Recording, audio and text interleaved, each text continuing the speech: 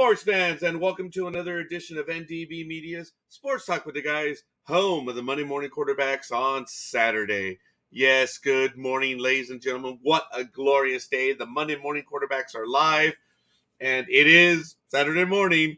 As you know, no one is safe while we troll the digital airwaves. Join us as we discuss the latest news in the world of sports and review the events of the past week. No fantasy sports here. As you know, we keep it real. So, so we're going to see if we can resolve our technical issues. My screen is flashing all over the place.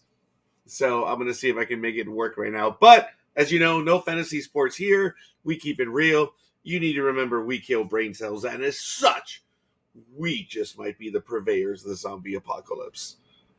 You have been warned. We are repetitive and redundant. We have no peers.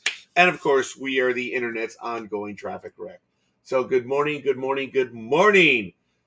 And we have Lenny Melnick. Should be the Saturday morning right fielders. Well, Lenny, yes, I agree. But that's a little bit way above our pay grade. I would really think that we are the Saturday morning bench warmers. For you to say that we're in right field, wow, that is absolutely awesome. But thank you.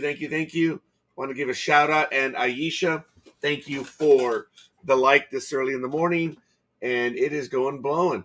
I believe Lenny has begun his world-renowned tricentennial or triannual, whatever it is, or quaannual, or is it cinco annual?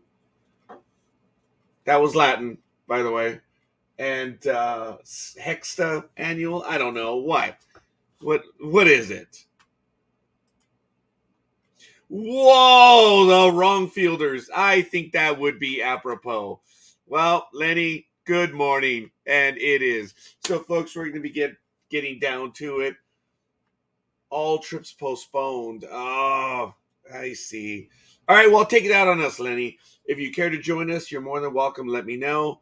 As a matter of fact, I'll put it in there right now. I believe that's it. So if you guys want to go ahead and join us, it is absolutely awesome.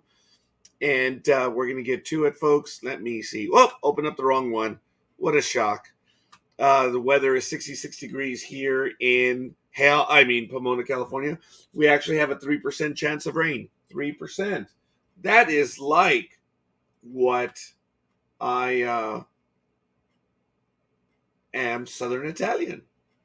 I don't know if Lenny knows this, but I've done my DNA test. I am 3% Southern Italian. I am also 7% French. That's about right when you think of this mongrel right here. I'm 1% Bantu peoples, and no, 3% Bantu people, and 1% Senegalese, 2% Wales, and the rest of it is the Iberian Peninsula. And then all the way across, I'm doing this as I'm looking at a map, across the pond, and I'm 37% Mexican. That's about it. So it is what it is. And we're going to continue to go around the clock right now. It's going to get to a high of 80, which should make it a beautiful day. As a matter of fact, folks, we are going to San Diego today. We're going to be leaving at about 2 p.m. And we're going to be heading over to Petco Park. We're going to be checking that out. I believe it's the Phillies versus the Padres. So looking forward to that. And should be a lot of fun. Humidity is 77%. Oh, so I'm looking at wonderful weather down in San Diego. Pressure is 29.79 inches. Visibility is 10 miles.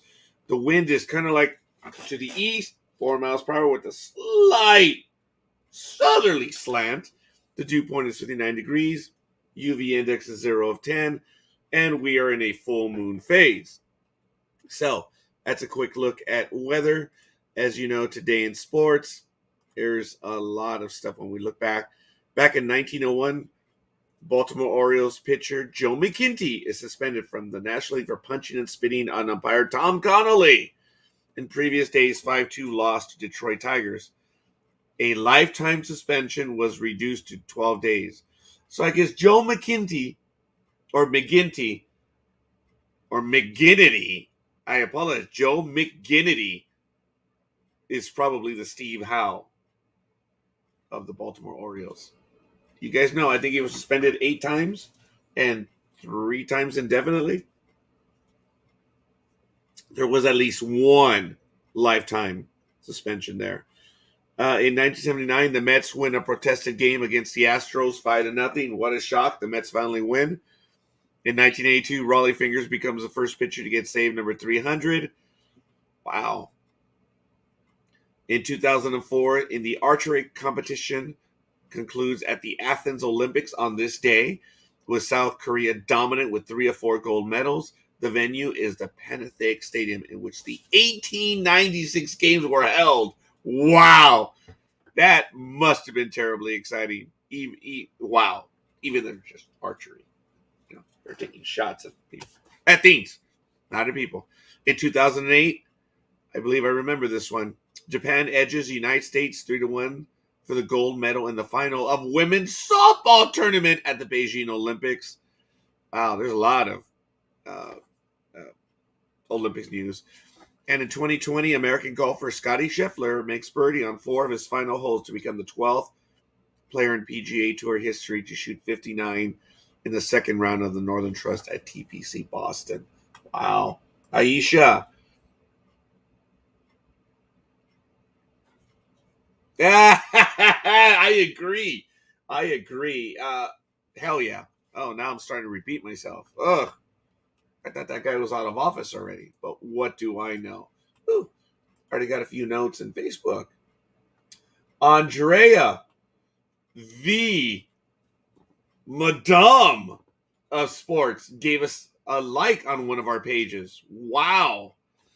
Why are you slumming it, Andrea? You're spending time with us. I mean, we are the lower end of the lower end. But no matter what, I thank you. I think Big Dog gave us a like already. Well, what the hell? Get in here. But it's all good. Folks, you should listen to Andre and Lenny. And if they are able to join us, actually, if they are listening, I put the link in the chat room. And if they want to come in, they're always more than welcome. I don't have to put that invite out there. Everyone knows who hasn't invited me. Come on. So, it's in our page, but I do love that Aisha. I am what we call Heinz 57. I like that. A lot of people don't understand the Heinz 57 reference, but it is all good in the hood, so they say. This may be hitting a little too close to home. Joke of the day. Actually, I have 2 of them. A woman told a marriage counselor that her husband's complaint that he leads a dog's life is probably well-founded. He comes in the house with muddy feet, she said, tracks across my clean floors, barks at nothing, growls at his food, and makes himself comfortable on my best furniture. That may be a little more true. I haven't read this one, so we're going to go with it. This is the one that hits close to home. A man has been undergoing medical treatment and meets with his doctor to review some tests. Doctor, I'm sorry, but I have bad news. Your condition is now incurable, and you have only 6 months to live. I recommend you get your affairs in order. Roger says, that's terrible. Isn't there anything you can do? Surely there's some treatment. Dr. Peter says, no, we've been using the best medicines available, and they aren't working. Roger says, I'll try anything. What about experimental treatments? Dr. Peter says, there aren't any for your disease, I'm afraid. And, of course, Roger says, maybe alternative medicine? Doctor says, look, I don't believe in that stuff, but if you insist, you can go to the spa up the road every day and get a mud bath. Really? Will that help? No, but it will get you used to dirt. Wow, that one's rough. Terribly rough. And speaking of rough, we're going to go down under for this one. In cricket, stumps. Pakistani men are 4-212 right now. The game is underway, so we're going to see. And if we can get that one going. And I believe the godfather of fantasy sports is trying to join us. But his devices are not connected at the moment, so we'll see. And in the Women's 100 2021 final, it's going to begin at 7 a.m. in about 50 minutes. So the Southern Brave women versus the Oval Invincibles women. So we'll see. But that is in cricket in the land down under. As we take a quick look at NRL, National Rugby League, in the latest round, round 23. The Storm, 34-20 over the Titans. The Sea Eagles edged the Raiders 19-18. The Panthers, 25-12 over the Rabbitohs. The Sharks really put it to the West's Tigers 50-20. The Knights, 22-16 over the Bulldogs. And in what should feel normal in the world, the Eels, 32, Cowboys 16. In whose universe does the Cowboys win? Or do the Cowboys win? Oh, sorry, butchered my English there. Tonight, the Dragons take on the Roosters, and the Broncos visit the Warriors at 9 p.m. and 11:05 p.m. respectively. So that's a quick look at National Rugby League. We're going to take a look at golf right now on the PGA Tour. Lenny, I believe you're trying to get in, and it says you're authenticated by Facebook, but you've got to activate a device on your computer to allow you to get into the program. So hopefully it's working.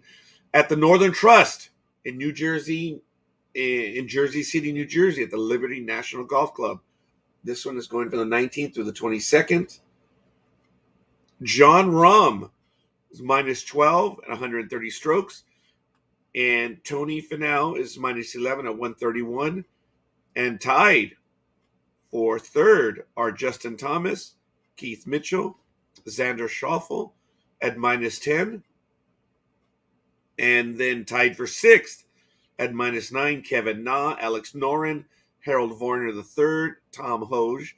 And tied for 10th, Brooks Koepka and Jordan Spieth at minus 8 and 134 respectively. Wow. So that's a quick look at sports. And I think I just heard my little kitties. Oh, I didn't hear them in here. Heard them out there. I don't know. But in a quick world of cryptids, folks, I was not in the office for very long, but I was here yesterday. And it was the middle of the day before I went out. I went on a date yesterday.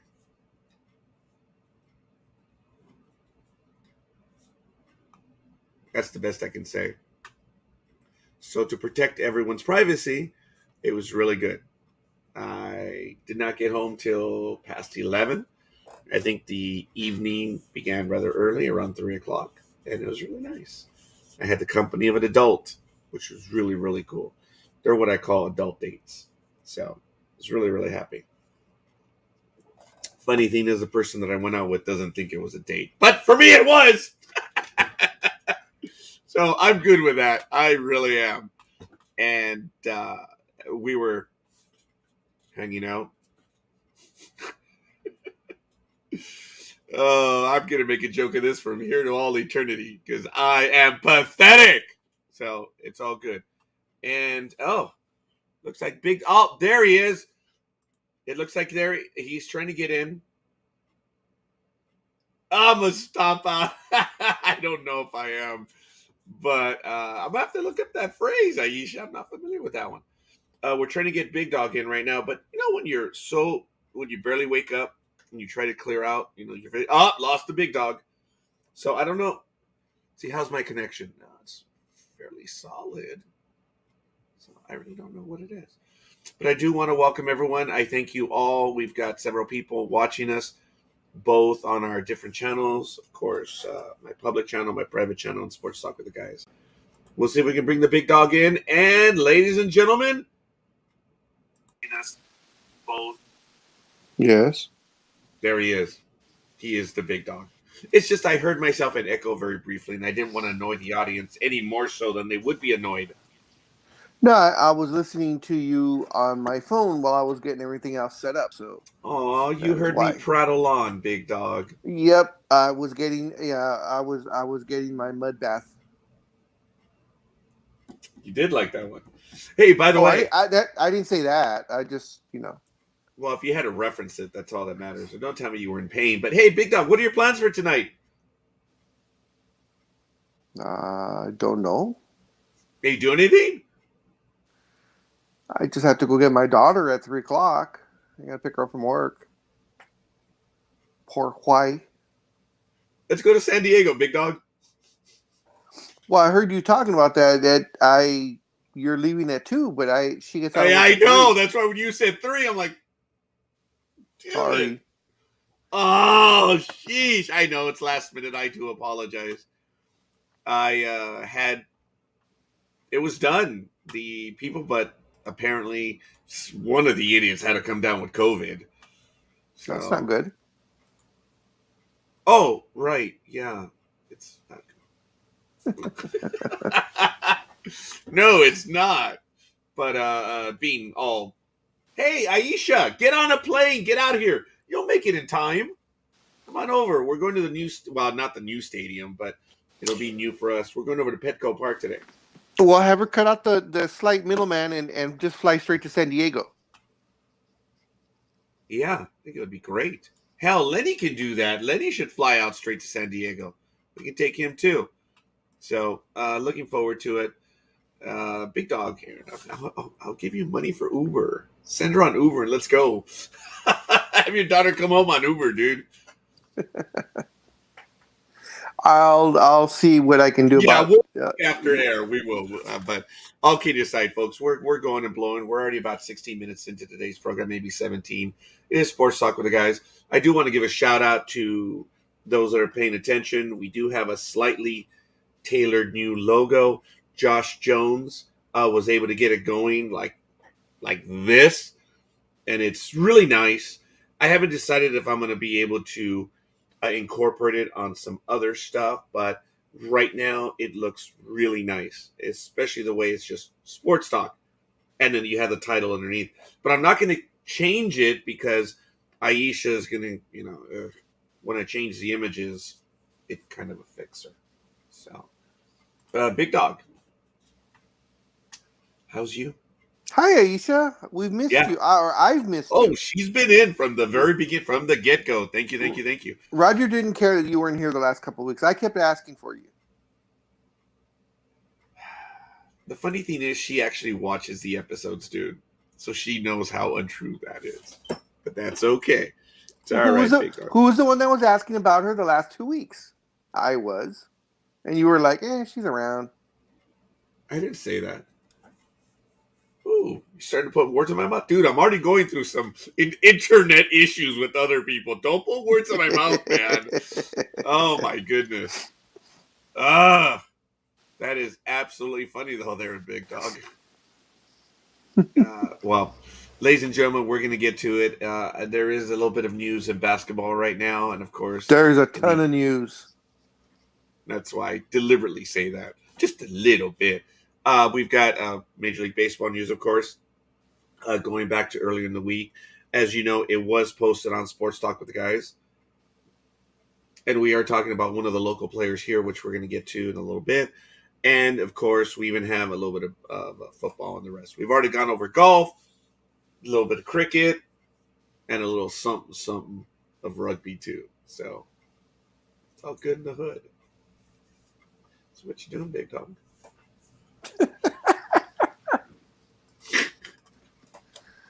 As a matter of fact, I'm going to go over the scores from last week for Major League Baseball, and if the Big Dog would be ready, we'll go over the standings, and then we'll go straight to the Hapless Harper Watch, and then we'll go on over to basketball. So I'm going to go over them right now for Friday. In a significant victory, well, only for those respective cities, America's AAA team took it to the Cubs 6-2. The Braves shut out the Orioles, which is one of the oldest lines in baseball right now. The Yankees really put it to the Gemelitos 10-2. And in 10 innings, Tigers 4-1 over the Blue Jays. Actually, I should say the Tigres. The Indians 9-1 over the Angels. The Red Sox shut out the Rangers 6-0. The Black Sox 7-5 over the Rays. And in an inconsequential game to no one in baseball, the Commies took it to Miami 5-3. The A-Holes 12-3 over the Mariners. The Nationals 4-1 over the Brewers. Pirates 4-0 over the Cardinals. Rockies, wow, 9-4 over the D-backs. The Athletics, oh boy, the Athletics took it to the hated ones 4-1, which is absolutely beautiful. Los Dodgers edged the Mets 3-2, and the Phillies edged the Padres 4-3. And for your information, the free Major League Baseball game of the day was that one, the Phillies edging the Padres. And a quick look at today, the Major League Baseball game of the week, or of the day. As I mentioned, folks, MLB TV gives out one game a day so you can watch, and they vary. And a lot of people say, well, they're the real, underperforming teams. There's 30 teams. Statistically, it is going to be what it is. But for today at 7:15 p.m. Eastern Time or 4:15 p.m. locally, we'll be on the road. We are able to watch the Pirates and the Cardinals as the Major League Baseball free game of the day for today. So, lots of cool stuff. Big Dog, would you go over the standings, please? Sure. In the American League, in the East, it is Tampa Bay leading the way still.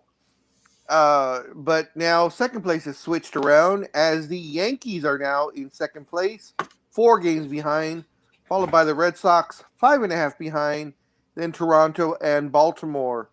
In the Central, it is the White Sox with the simply humongous lead over the Cleveland Indians. They lead them by 11.5 games, followed by Detroit, 13.5 back, then Minnesota and Kansas City. In the West, it is, unfortunately, again, the assholes are ahead. Oakland is in second place, 2.5 behind, followed by Seattle, the Angels, and Texas. In the National League, in the East, it is the Atlanta Braves, still holding a decent lead over the Phillies. They lead them by 4 games, followed by the Mets, 6 games behind, then the Washington and Miami. In the Central, it is the Brewers with a commanding lead over the Reds, scorekeeper's second favorite team. They are 7.5 behind, followed by St. Louis, 11 behind, then the Cubs and Pittsburgh. In the West, it is the hated ones, still in first place, although the lead is now shrinking. The Dodgers are in second place, 1.5 behind, followed by San Diego, 12 behind. Then it is Colorado and Arizona. In the, let's see if I can pull up the other one real quick. God, there it is. In the wild card standings, in the American League, you have Oakland and Boston in the 2 wild card spots, with Seattle 3.5 behind. In the National League, you have San Diego in the wild spot, with Cincinnati half game behind, and St. Louis behind him, behind Cincinnati by 4 games. Well, thank you, Big Dog. As you see the comment, 2 reasons, guys, that it won't happen. Doesn't have a passport. Once they do get a passport, she's going to Japan. Perhaps if we're going to argue, she wants us to leave us out of it.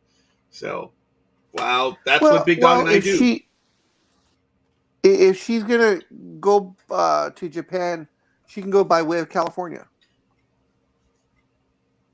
I agree. I most wholeheartedly agree. So, folks, very quickly, and she can plan the layover. Have about maybe a 4-hour layover, so this way she can land, see the game, and still take off and make her flight. Oh, yeah, but she doesn't have a passport, so it's all good in the hood. So very quickly, we're going to take a look at Bryce Harper, as you know, the hapless Harper watch. And I am gleeful, even though he did hit a significant home run in the win yesterday. They won 4-3. Harper did hit a home run with 2 RBIs. He went 1 for 3. So statistically, he actually did have a good game. He went 1 for 3, scored a run, of course, on his home run with 2 RBIs. He walked and he struck out. So for the last 7 games, Harper's batting 182 with a 345 on base percentage and a 545 slugging. He has 2 home runs, 6 RBIs, and pretty much that's it. 4 hits and 22 at bats in his last 7 games. In his last 15 games, he's doing a tad better. He's batting 224, 371 on base, and a 653 slugging. So actually, his slugging has remained. The few times he's actually gotten on base or gotten a hit, he's done it with power. We will readily acknowledge that because the numbers are there. The numbers speak for themselves.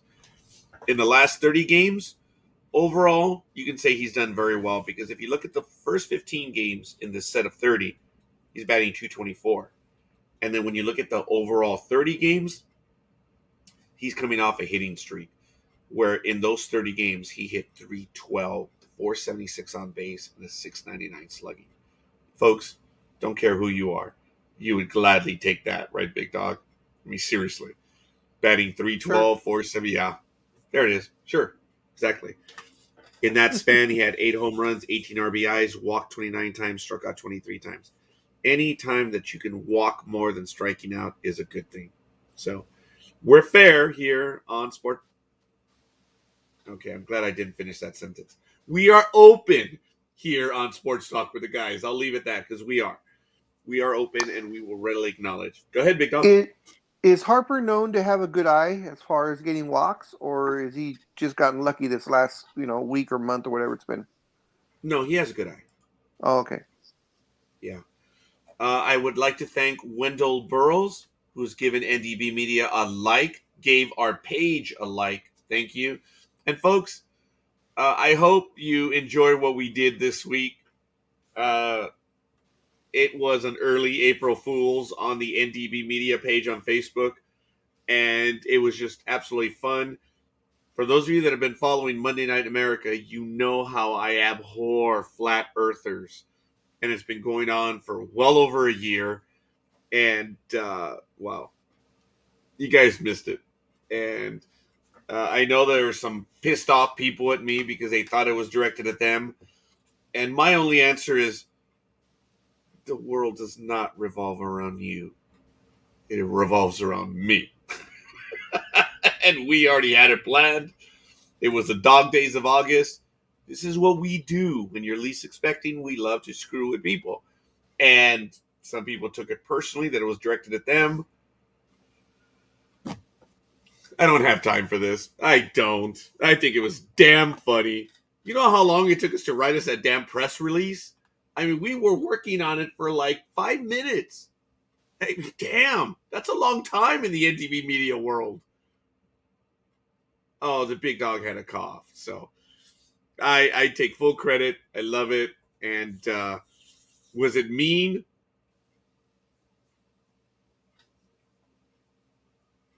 Let's just say timing is everything. Yeah, timing is everything. So I missed the that one press I will release. admit. You did? Well, it's okay, big dog, because you were busy. And hey, the Earth is flat and the moon's a balloon, ain't it? Yes.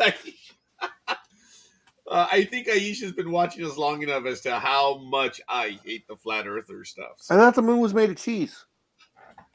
uh, sure, yeah. That's So what I when the learned. rock, That's what I learned on Looney Tunes. I forgot to mention that. I should have mentioned it. Oh my goodness. I should have. I should have mentioned it. But of course, the world revolves around us. So, Uh, very quickly, ladies. Oh, how, how, go ahead, how big can dog. how can it revolve around you if it's flat? Well, I don't believe I do not subscribe to that interpretation. Did you see how I worked in the Rathacon on that one? It was almost word for word. I do not subscribe to your Yeah, interpretation. everybody knows it's a cube. It's yeah, because when you look at it through physics, it's on a plane, but the image is actually colored in, so it's actually thick, so that would make it a cube. Yes, big dog. I love you for Well, that. yeah, I was. Well, I mean, I wasn't thinking about that. I was just thinking about getting a Oh, similar. oh, oh, it's begun. She took a shot at you, big dog. No, it's not cheese. It's a balloon. Damn it, Aisha.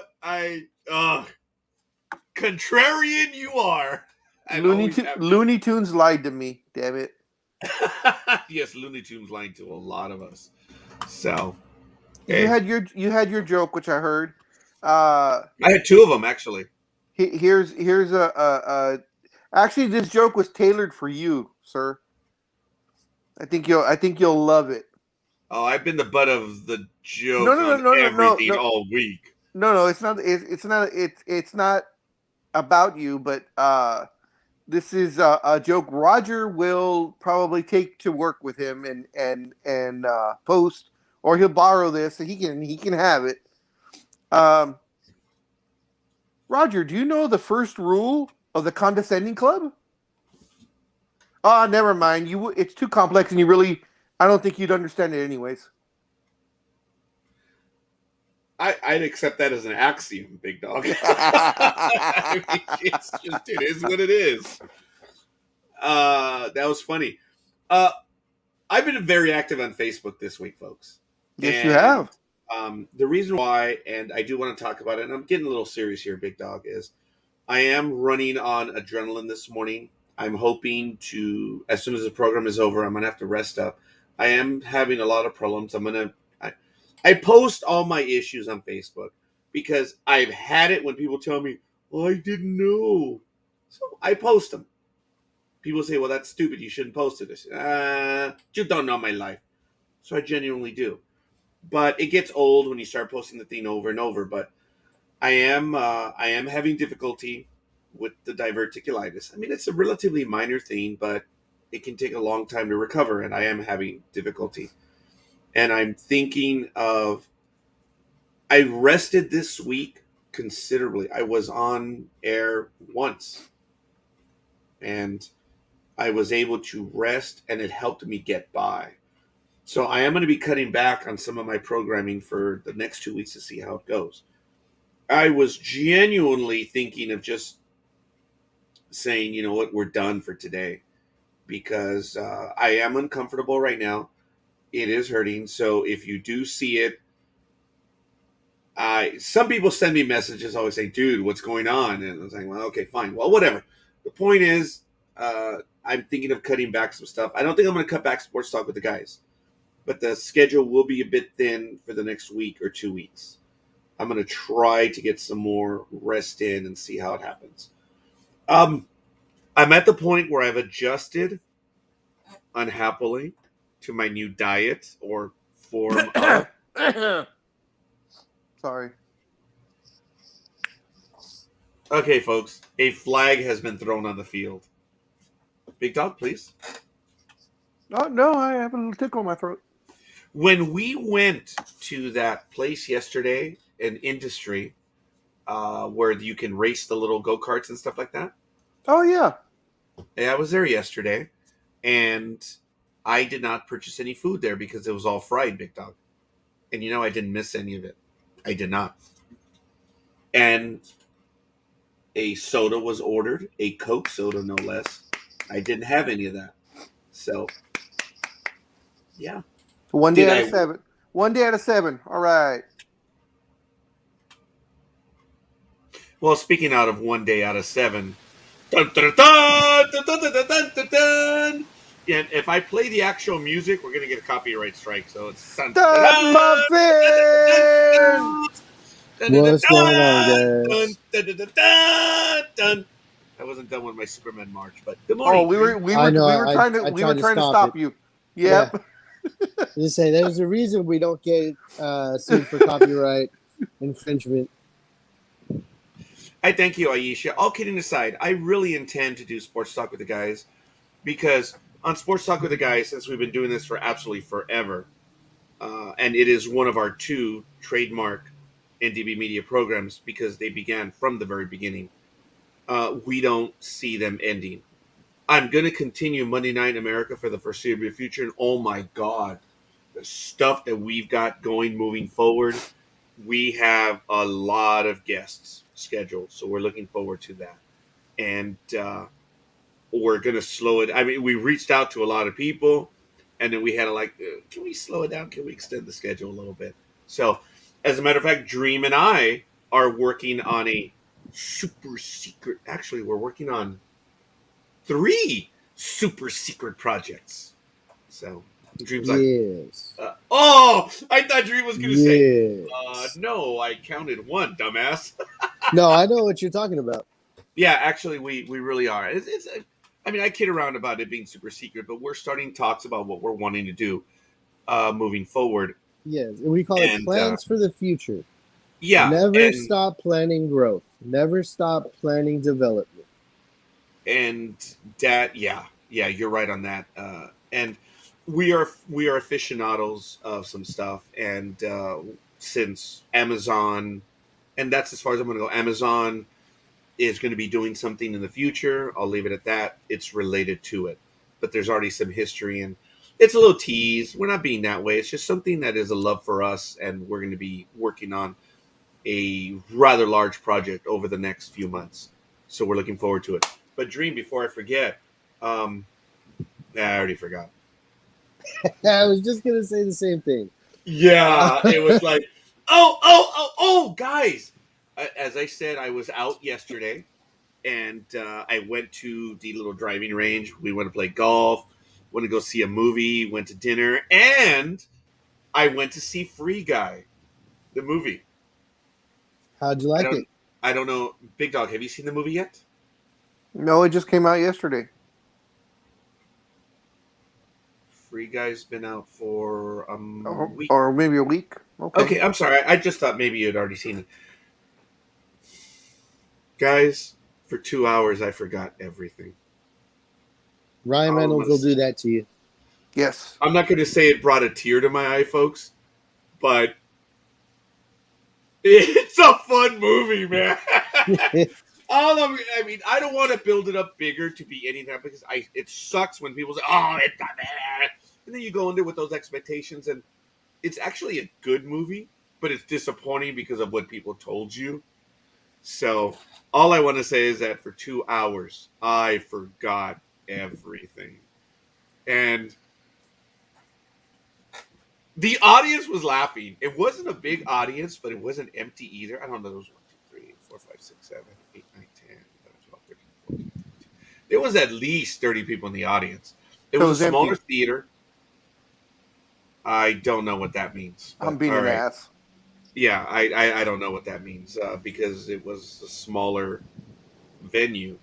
But the point is that the audience was laughing, and you could hear the pockets. People were saying, "Oh my god!" out loud. You could hear other people, and I think it's just fun. But it is Ryan Reynolds, and if you guys get a chance, I think you guys will be able to get away. So Aisha, I do appreciate that. Yes, and I'm not trying to make a bigger deal of it, but I've been getting messages on my health, and I'm eternally grateful to everyone for that. And if they ask, well, then I'm going to go ahead and provide. It's not going away as quickly as I thought. Don't get me wrong, folks. It hurts less than when it first. My my change in habits are affecting it, but I was told it could go anywhere from 2 weeks to many months. I know understand what they meant by many months. I'm learning now. It's a marathon, not a sprint. Yeah, many months is many months. So, folks, it's a first world problem. Mine can be cured. So I'm not bent out of shape. I'm just frustrated that it's going to be taking a while. Yeah, So, you got to be like, is this going to be like a football season or a baseball season? Like, come on now. yeah, Are we talking? I got to hold for 16 games, or I got to hold for 162. Yeah. Yes, Aisha, and I thank you for that. So I've never heard that. I've never heard that saying. I wonder if that is an English thing. Yes. Oh yes. Oh, it definitely is. I know that one, but she threw one at me earlier. That I even told her. I said I have to look that one up. And I have a coworker. His name is David. He is from England, as a matter of fact, and I forget where. I think he's kind of northwest of London, and he's been here for over 20 some years. Still has the accent, the drogue. Well, no, he doesn't have a drogue. He's not from Scotland, but That would he's be brogue, not drogue. So I want to make it very clear. It is what it is. Speaking of accents and stuff, real quick, I saw something on Facebook the other day that I thought was pretty hilarious. Did you know that Arnold Schwarzenegger was not allowed to do the accents for the dubs in German? He was not allowed to dub the German version of Terminator because his accent apparently is very rural. So they figured it wouldn't make sense for a futuristic death machine to come back and speak like a hillbilly. Or a country bumpkin, right? Yeah, country bumpkin hillbilly. Oh, my goodness. I did not know that bit of trivia. Because I'm sure everyone is familiar with the cartoon series, oh my God, Shrek. And when Puss in Boots, the actor that played Puss in Boots, I forget his name right now. Antonio Banderas. Thank you both, gentlemen. You are scholars and gentlemen. I didn't stutter. He did the Spanish translations of the character. Oh, yeah. Which was duh. And that was cool. And I've heard them in Spanish. Guys, he was great in the English version, and it's great on the accent. But full bore Spanish, oh man, it was neat. It was neat. It was obvious Antonio Banderas was having a blast doing the voiceover in Spanish. It was obvious he had a blast doing the movie, but it shows forth. But anyway. Now, if you want to hear better trivia, you know the movie Tarzan? Which one? The animated, the Disney animated version. Phil Collins. Yeah. Okay. Phil Collins actually did all the dubs for all the songs in like 7 different languages. Really? Wow. He did all the languages.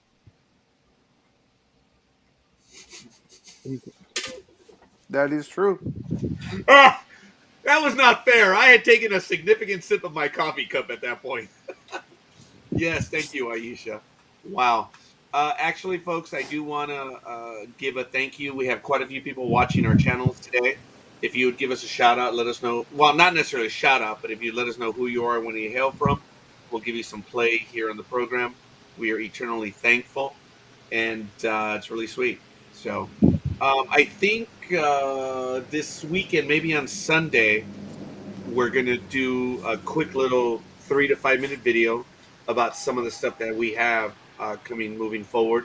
As you know, Michael Day, officially, and he's probably watching, has taken on a producer role here with NDB Media. Yay!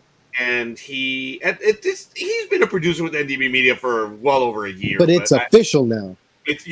His probationary period is over. Only a year? It was a year, and I just got out of mine since 2008.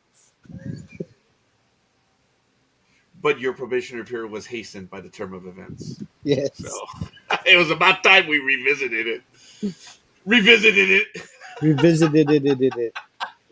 Oh my goodness, here we go. But yes, that was funny. Good morning, Dan. How are you? Hope you're doing well. Oh my goodness, Dan, I am going to be in Seattle on September 12th. Dude, we need to talk off air. I don't know if you're going to be in Seattle upcoming, but Gmo and I are going to be in Seattle for most of the day on the 12th. This would be kind of neat. Oh, man. As he says, if you would regularly give us all pho, you wouldn't have been on probation as well. Oh! I believe it's pho, is it not? It is pho. Thank you, sir. Yeah. You would think someone would know that, but after all these years, but I guess not. Yeah. In Major League Baseball news, this week, hey, speaking of Major League Baseball, the Yankees have been tearing it up. And they've been tearing it up for a while now. Yep. It's like when everyone wrote them off. Remember, Dream? Mm-hmm. Everyone wrote them off, and you and I just stayed quiet, remember? Yeah, because Roger was already saying it's not September yet. Yep. It's funny. It's okay. I love you, Big Dog. I thank you for that because you guys know the story. It's been about 15 years now, huh, Big Dog, when that Yep. happened. Something like that. Yeah, it was It's been a so while. funny. Big Dog caught me off guard. It was sometime in maybe June or July, I think it and was, Big Dog, yeah. yeah, Big Dog and I always talk baseball, and it was when the Yankees were just destroying all the baseball for those 8 years or so, and he caught me off guard because I admit I wasn't really paying attention, and Big Dog said, "Hey, so how your Yankees doing?" And I had a pause, a beat, and I said, "Well, it's not September yet." It's Oh my true. God, Big Dog died laughing the first time I delivered it Well, because it was true, man. Yeah, that Green well, Day song should be applicable for all Yankees fans. It's like "Wake Me Up When September Ends." God, I hate that song. I know, but I hate that song with it's a so passion. appropriate though. We all do. It's okay. It's so overplayed by now. Oh, But goodness gracious me, yes. Oh, folks, going back to Free Guy, there's a lot of music from across the spectrum, and it's not overly done, thank goodness. You know how sometimes they play the songs for like the entire song or close to it? No, it's done well. The editing, the musical score, in my humble opinion, it did very well. So it was cool. There was music from all over the place. There were some musical cues to get your interest and it callbacks. Oh, yeah, okay. I gotta shut up at this point now. yeah, But folks, I think you're gonna get away from stuff for 2 hours. It was a fun movie. That's all I can say. I humbly offer it. But yes, as Big Dog stated earlier for the Yankees, and yes, Dream and I are gonna go off a little bit. The Yankees are now one of the hottest teams in baseball. They are 9-1, as the Big Dog mentioned, but so is Atlanta, and so are the Dodgers. The Dodgers are 77-46 with the 626. They're still not the best team in the National League. The let me see. I just mentioned Atlanta is 66-56 at 541. They've also won 7 in a row. The Dodgers have won 8, and the Yankees have now won 8 as well. And they're 71-52 at 577. Folks, the Yankees were flirting. They were fighting for for fourth place, yeah. and they were doing very well. And they slowly got back into third, and now they got back into second. And We're it, 4 games back from number one, yeah, and we're a game and a half above where for the wild card right now. yes. And folks, it just feels good. That's all. It's just for Yankee fans, we know our team, we know what they're doing, and that's how much the Yankees are hated in sports. Is when they're doing badly, everyone piles it on. It's just part of being a Yankee, right? Dream. Yep, exactly. And it is what it is. We're just like we know we have a good team if they can get it together. I'm not saying this was 1995, but for those of you that remember, the Yankees made a playoff run. They were the first ever wild card winner. Uh, that well, in '96 were they the wild card winner as well? I think in '96 they were the first wild card winner. Well, the Yankees were the first wild card winner, whatever. But '95 was the first year that they had the wild card, and the Yankees all year were hurt. They were hurt, and they made a major deal for David Cone, and the season just changed. And when they finally got healthy, they started to beat everyone. And I remember telling the Big Dog, "They're healthy now, dude. Now it feels good that they're competitive." And not only were they competitive, they were a damn good team that year. But the Mariners ended it, bastards. That was that playoff series where Ken Griffey, it seemed like he was up every time there was a runner on base. Yep. Hit 5 home runs, hit like 900. And it was just every time there was a moment, there was Ken Griffey. And he just lit us up like a Christmas tree in July in Australia. It was just, oh, it was just, let there be light. And yet Ken Griffey didn't get the MVP for that series. Edgar Martinez did. Edgar Martinez, I believe, went 12 for 22 in that series, so he got the MVP. Whatever. It's all right. Ancient history. Sucks It's for all good. Ken, but it makes no difference to the Yankees. Yes, and speaking of such, well, if you don't like Green Day, Big Dog, how about Carole King? It might as well rain until September. Oh, There you go. it's All not that right, I I'll don't, let me down. it's not that I don't like Green Day. I don't like that song. I there's sometimes you just don't. It got played during a time. I think KLOS was playing it on their morning show, and it was played almost every freaking day. It was for one of their bits that they would do. So I got tired of it real fast after about a week and a half of hearing it every effing day. And then remember, it's a radio station, folks. So probably once every hour and a half, it was Well, they, playing. So yeah, not well, only they, every day. yeah, well, they worked it into their. It was a bit that they worked it into that.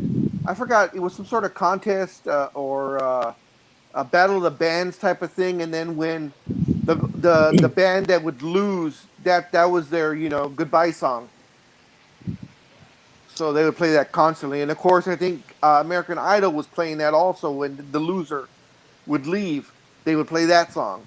So I just heard it all over the time. I just got tired of it. They're just songs you get tired of sometimes. Hey, Big Dog, so how do you really feel? Yeah. Well, how it really feels is while we have Stud Muffin here, I want to get your guys' thoughts on this. It is baseball. I don't know if you guys have been keeping up on it, but Trevor Bauer Blah. had his court hearing, and in a surprise, I mean, I was shocked. But this is the news report. The temporary restraining order against Dodgers pitcher Trevor Bauer has been dissolved after LA Superior Court Judge Diana Gould Saltman ruled against a woman's request for a permanent restraining order on Thursday. Gould Saltman determined that Bauer did not pose a threat to this 27-year-old woman who accused him, of course, of sexual assault over the course of two sexual encounters, and that her injuries were not the result of anything she verbally objected to before or during the encounter. The judge said, quote, injuries as shown in the photograph are terrible. If she set limits and he exceeded them, this case would have been clear. But she set the limits without considering the consequences, and uh, the respondent did not exceed limits that the petitioner had set forth. We are, and of course, Bauer's attorney said we're grateful the Superior Court, for denying the request for a permanent restraining order and resolving the temporary restraining order against Mr. Bauer today. But I was shocked. So she pretty much said that this female, uh, was all for getting beat up, and that Bauer did not exceed what she asked for. That's huge. It is. Yeah, it is. It's huge. I was shocked. I was And seriously shocked when I heard the news. you know, gentlemen, and let me give you a quick little editorial on that. And it's not a, it's a Roger editorial. Being that, and I've shared this with Big Dog and a little bit with Dream. Being that I was a shop steward and a business agent for my local union, and knowing that I've been a store manager in the past, I do know quite a bit of labor law and I understand it and I always stay up to it. Being a business owner, I have to. And there are things that I don't get and I never will because of the arcane nature of the law. But there are times, which is what I call the high school dilemma, even in the workplace, when something happens, the chatter starts. And then you hear the experts talking about it and you generally go along with it. But for the last 10 or 15 years, I was in, and not only in, but a part of major actions. I've alluded to them online and on this program. That not only was I there, but I was the one that effected the change or defended someone or was on the, the I don't want to say the aggressive side because I'm a shop steward, but I was there and I would hear the stories and I would hear, what the defendants would say. And it's like, it's like I was there. I know what happened.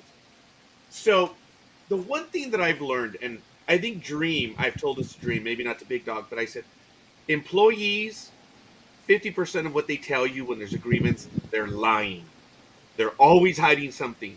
Sadly, every Yeah. story where there's okay, Big Dog. Oh, I'm sorry, Big Dog. I didn't mean to say that. You were a manager. You know that. Yeah. So I've been on both ends of it. Yeah, 50% of the 50% of the story. That's what she said. That was good.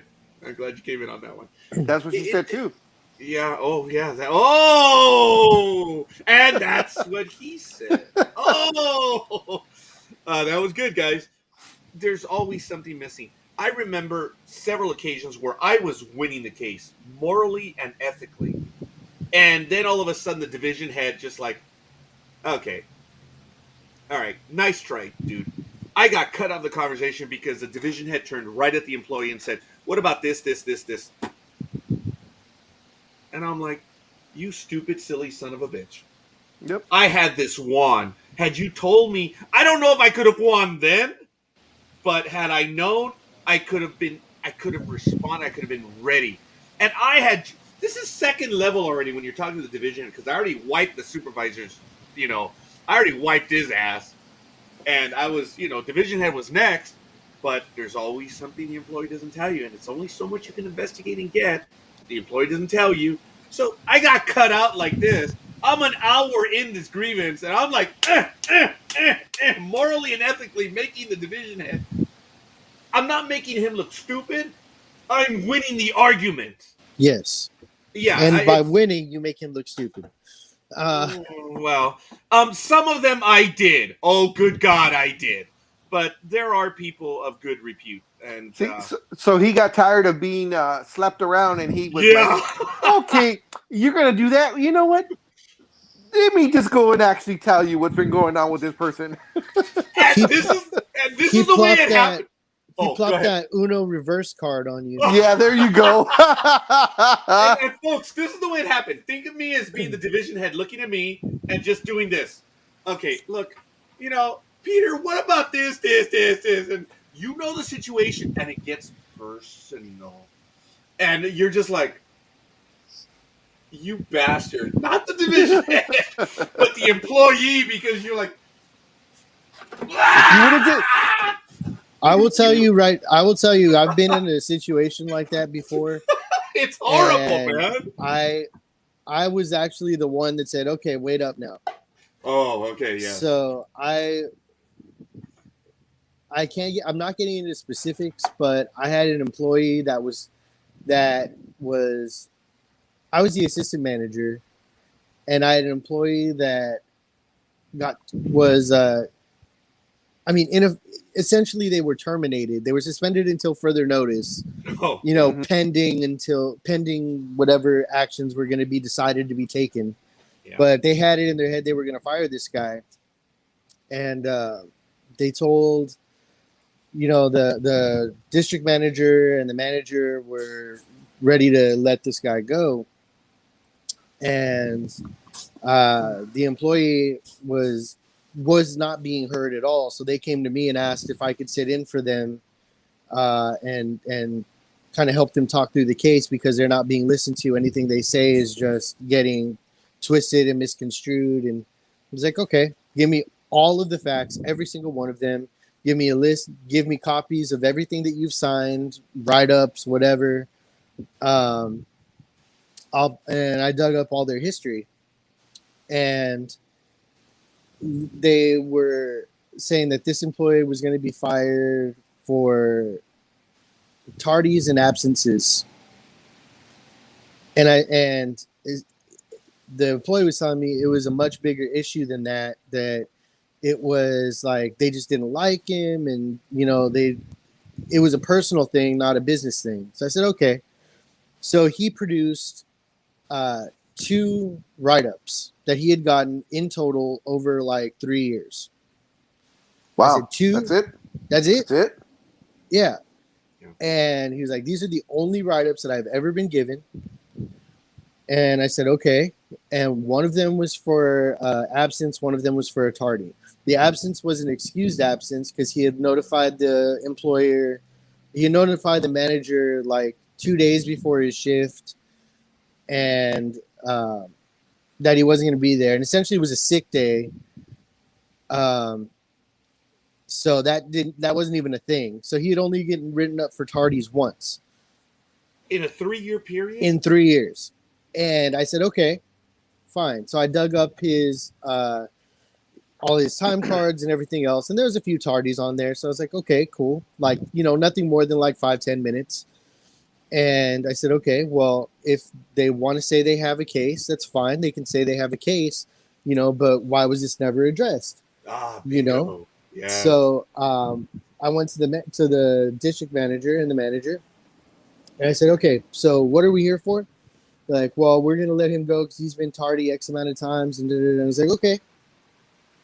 How many meetings have you had with this employee about his tardies?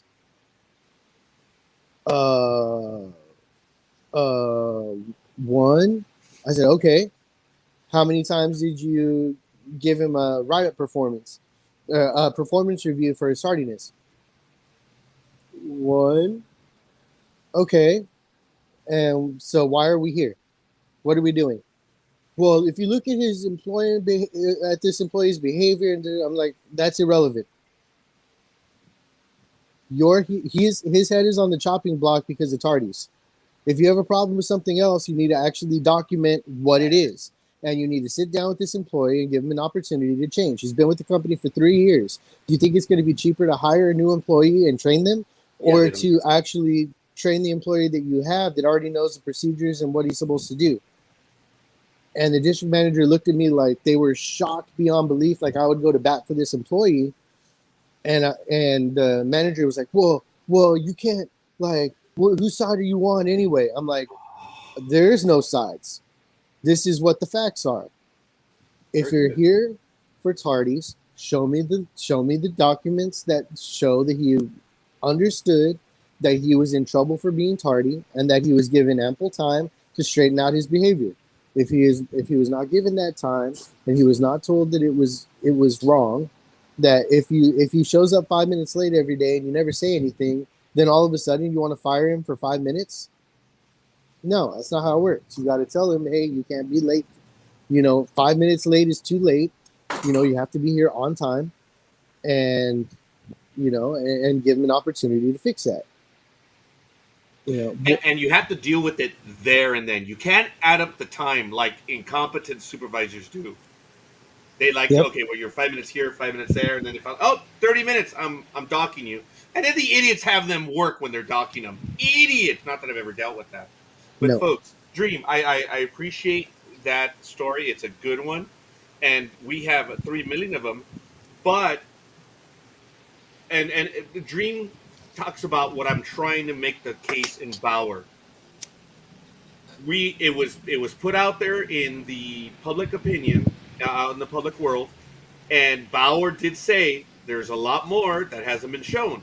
And I questioned it by saying, okay, wait a minute, Bauer, you only showed the text messages before and in between. What about the ones after? That was my whole argument.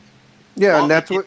Yeah, and that's exactly what. And my side of that is his camp is not releasing that for whatever reason, and as I said, most likely the district attorney or the courts have those texts already. So I think that's why everything's been so elongated in the trials and stuff, or now in the restraining order. So the judge probably saw those texts, and there's something in those. They did. So there's something in those texts that show that the parameters were set, and he did not exceed those parameters. So that goes to show you what she must have put in those damn texts. Yeah, and that's what I cried for several weeks, saying we need to see what happened after. And the judge obviously made a decision on the totality of it, which is crazy. And I hope I'm not overstepping the boundaries of myself to include sports talk with the guys. And we're not excusing for what he did. He's still an asshole and douchebag for beating the crap out of her, even if she asked for it, it's still wrong. But legally, you know, he didn't do what he did exactly what she wanted. You know, and she Actually, the want terms of their engagement were not yes. violated. And also, I don't know if you guys saw. I guess this week she also there were texts. She's an idiot.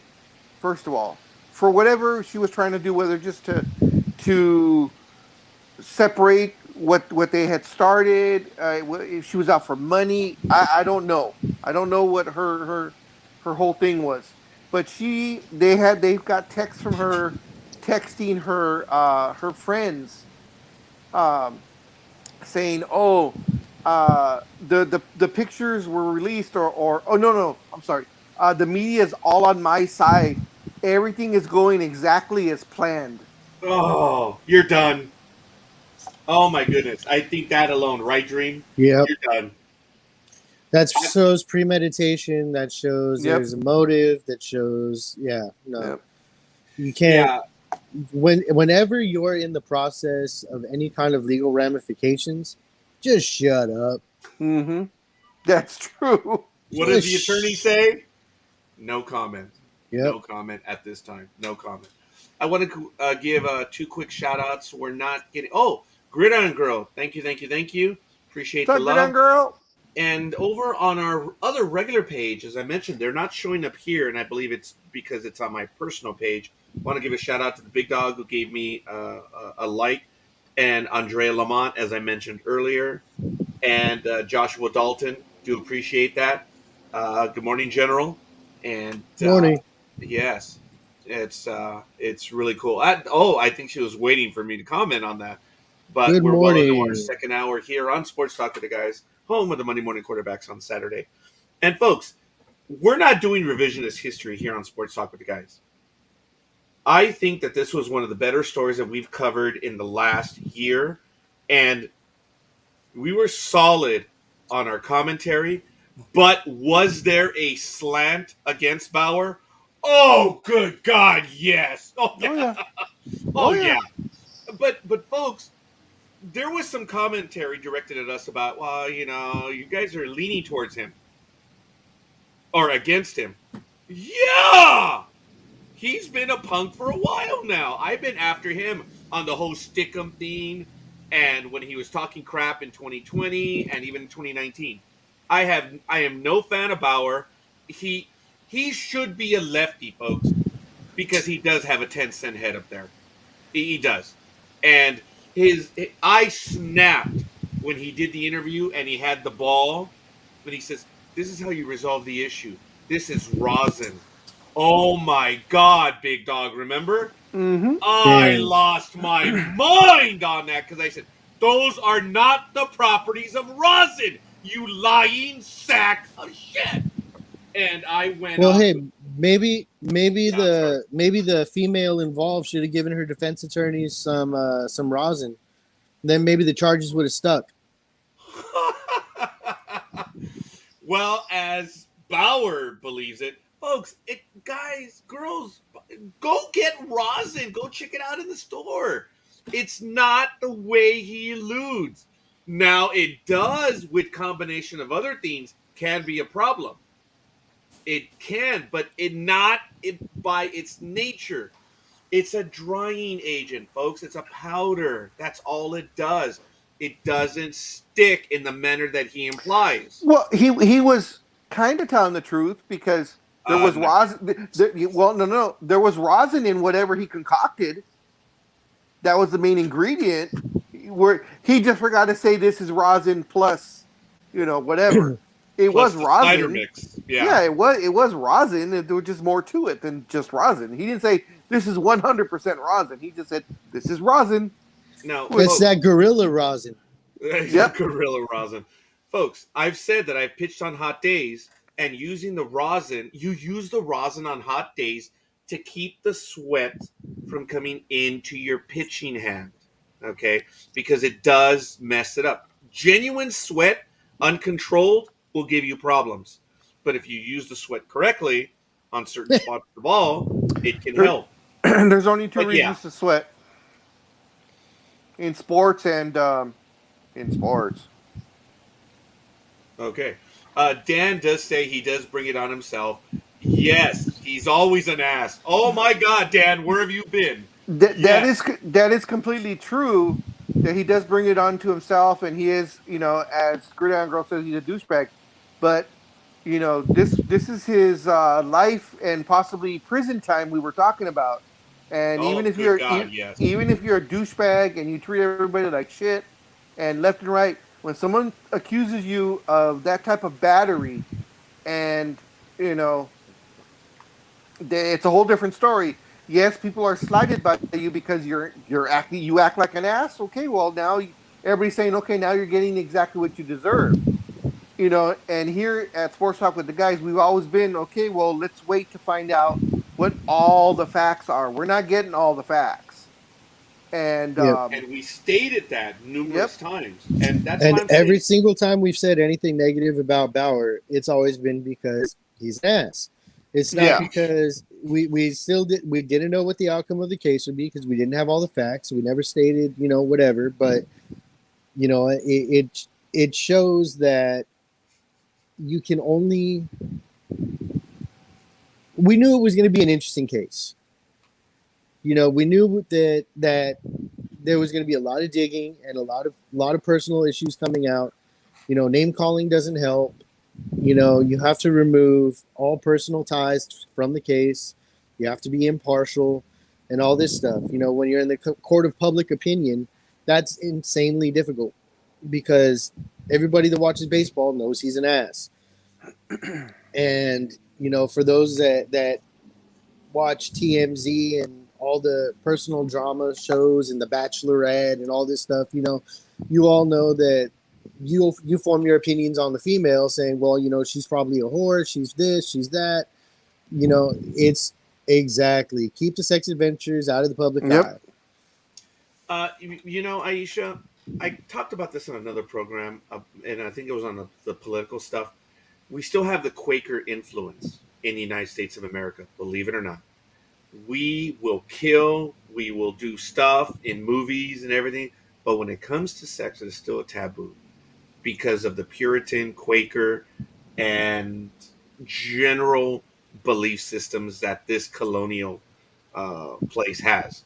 It's like it's repressed, and stuff like this, unfortunately, is lascivious, and it's just it is.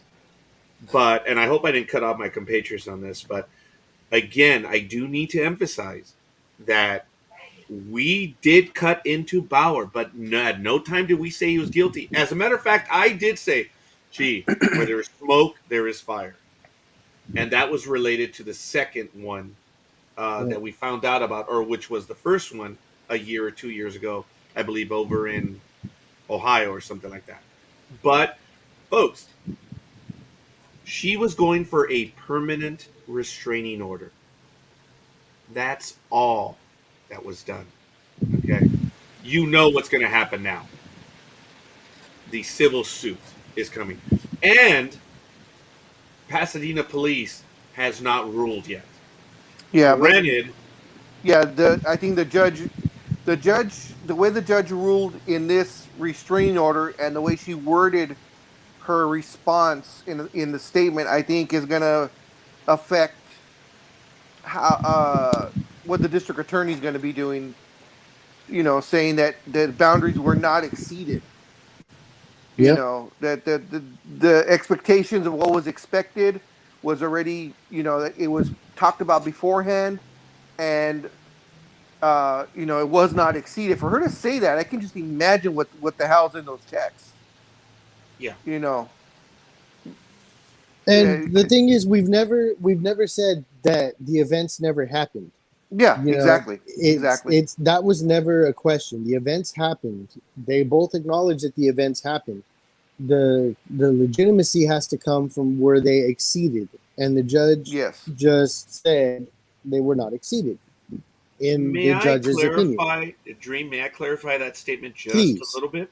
please Both clarify it parties, like butter. well, no, both parties do not acknowledge what those pictures show. Bauer's group says it was a consensual, Yeah, no, act. but right, they're saying She but doesn't say that. they both acknowledge that there was an act. They That both yes, acknowledge that there was a sexual encounter. They both yes. acknowledge that there were things that were asked for and delivered.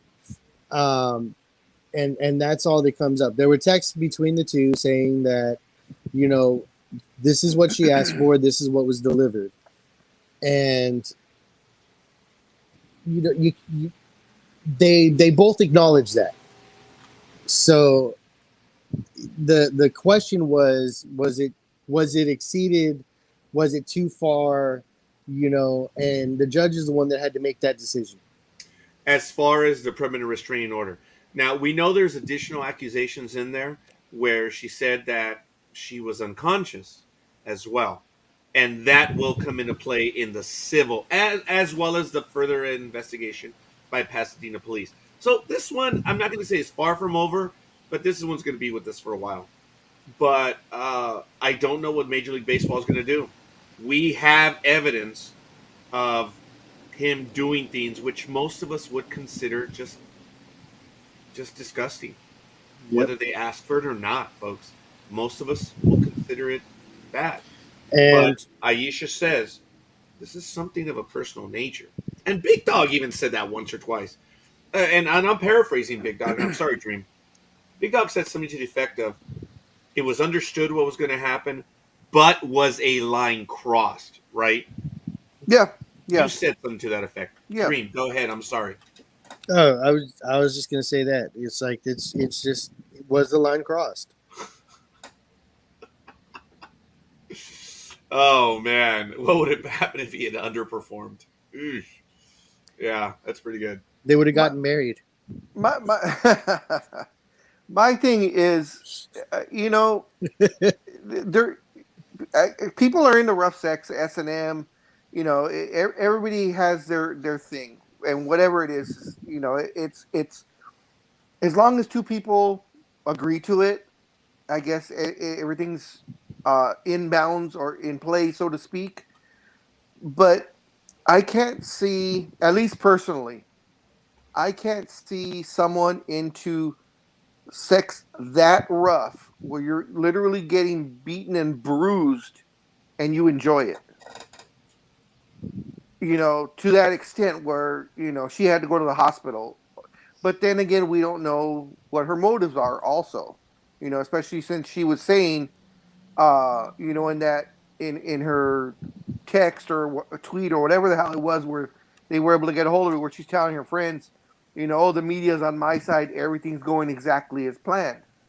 So, you know, did she plan on telling him, yeah, hit me harder, you know, or whatever, so she could get those bruises and stuff, and then of course use it against him? I don't know. I'm speculating, but I'm just saying if this is a regular thing for her or even for him, where you beat up your sexual partner to that point where you're bruising them, you know, that badly. I don't know. And like I said, for me, I couldn't enjoy, you know, a sexual Well, encounter like that where I'm physically abusing the other person to no, that I point. real quick, I want to comment on Dan's comment about Trevor Bauer. Can you pull that up again? Is Bauer autistic? He just doesn't seem like he's playing with the full deck and seems quite socially awkward. Dan, that is an affront to autistic people. Yes, it is. You know who else is autistic? The inventor of Pokemon. And that guy created something that lasted for over 20 plus years and still going. And no. Bauer's just an ass. And he's stupid and he's an ass. Autism has absolutely nothing to do with it. Elon Musk actually has, I believe, a few form of autism as well. So, yeah. All right, I'm going to stop on that. I thank you, Dream, for that. Aisha says, obviously, can she ask a question? When did bedroom sports become a national event? Because of the general nature of the way it works in the United States as opposed to the United Kingdom, where everything is private in the United Kingdom. the libel laws are they are what they are, and I don't want to get into that right now. But it's pretty clear that if there's an accusation made, it's kept under wraps. That's not the case here. Everything is public over here. And again, when you're looking Puritans, Quakers, and Bible Belt America, unfortunately, this is headline news. And also, I want to add to that. One of the reasons is because um, with the millennials and pretty much anybody under 30, they just love the sensationalism of it. They want to know what anybody that's famous, whether they're a star, movie star, TV star, music star, an athlete, they want to know what goes on 24/7 because they just eat it up. That's why shows like TMZ and all those other type of shows like that are so popular here. So when something Sex like this, sells. yeah, oh yeah, Yes. And not only does definitely. sex sell, folks, I mean, I think that answers Aisha's question, but Dream and I have talked about this, that it's the fact that everyone has a phone. Oh, geez. Oh, Until they I got drop it. it. And I did not. Everyone has a phone attached to them. Well, that's okay And if he would have dropped it because he's got I think two or three others, so it doesn't matter. thank you, Big Dog. Let's go Anytime. ahead and reveal everything.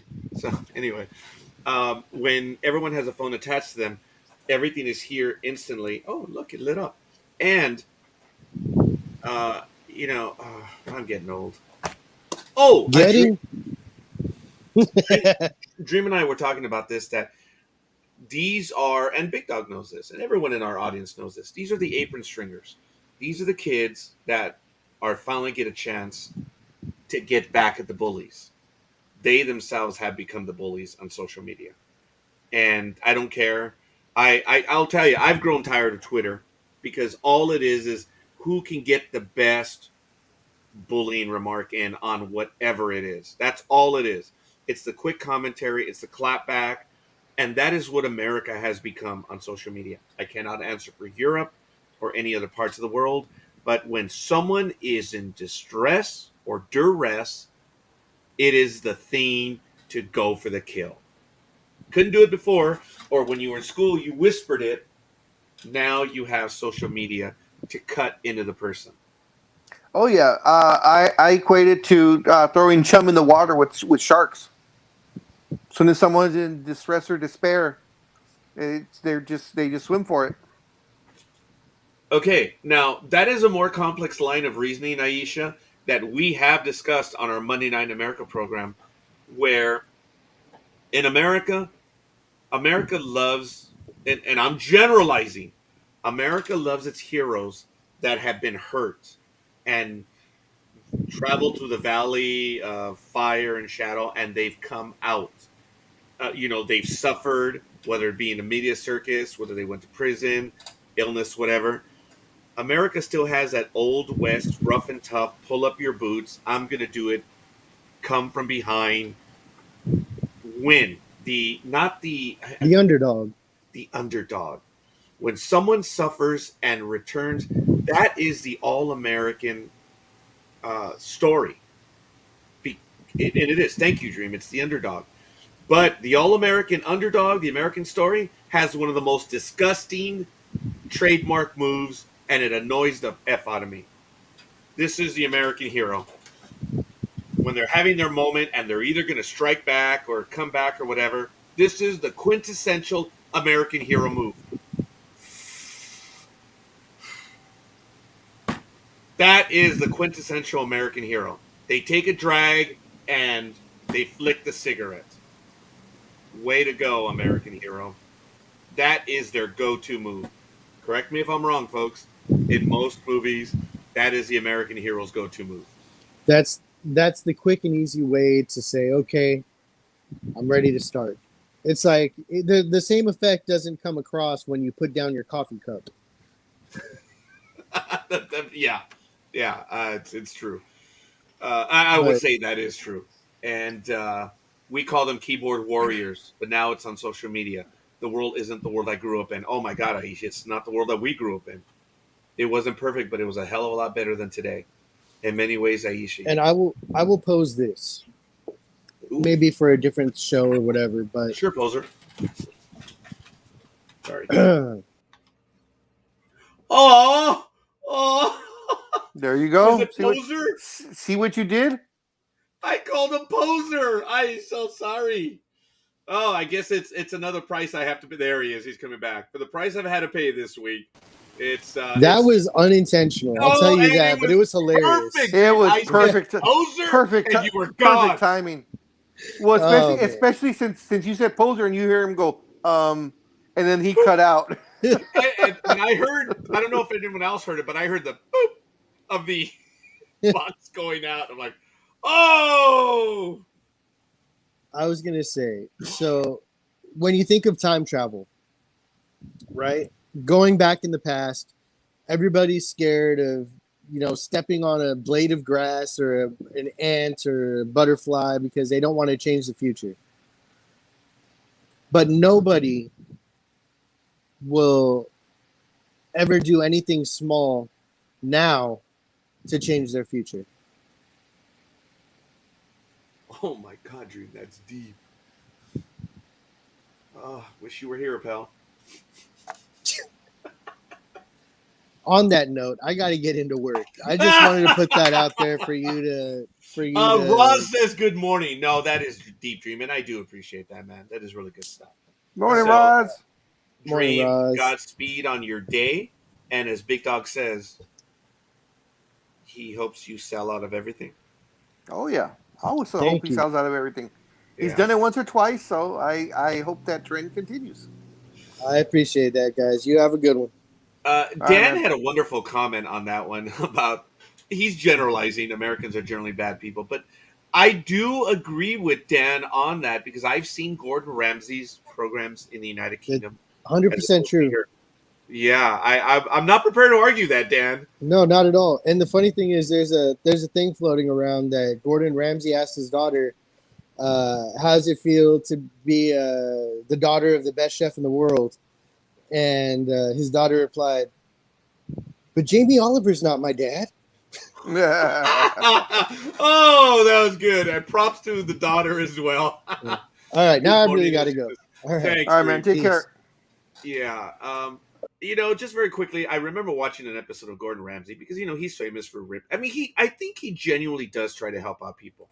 Because when you look at his program, especially from the United Kingdom, the ideas that he comes up with, he analyzes where the restaurant is located, and he really does try to help them out to save them.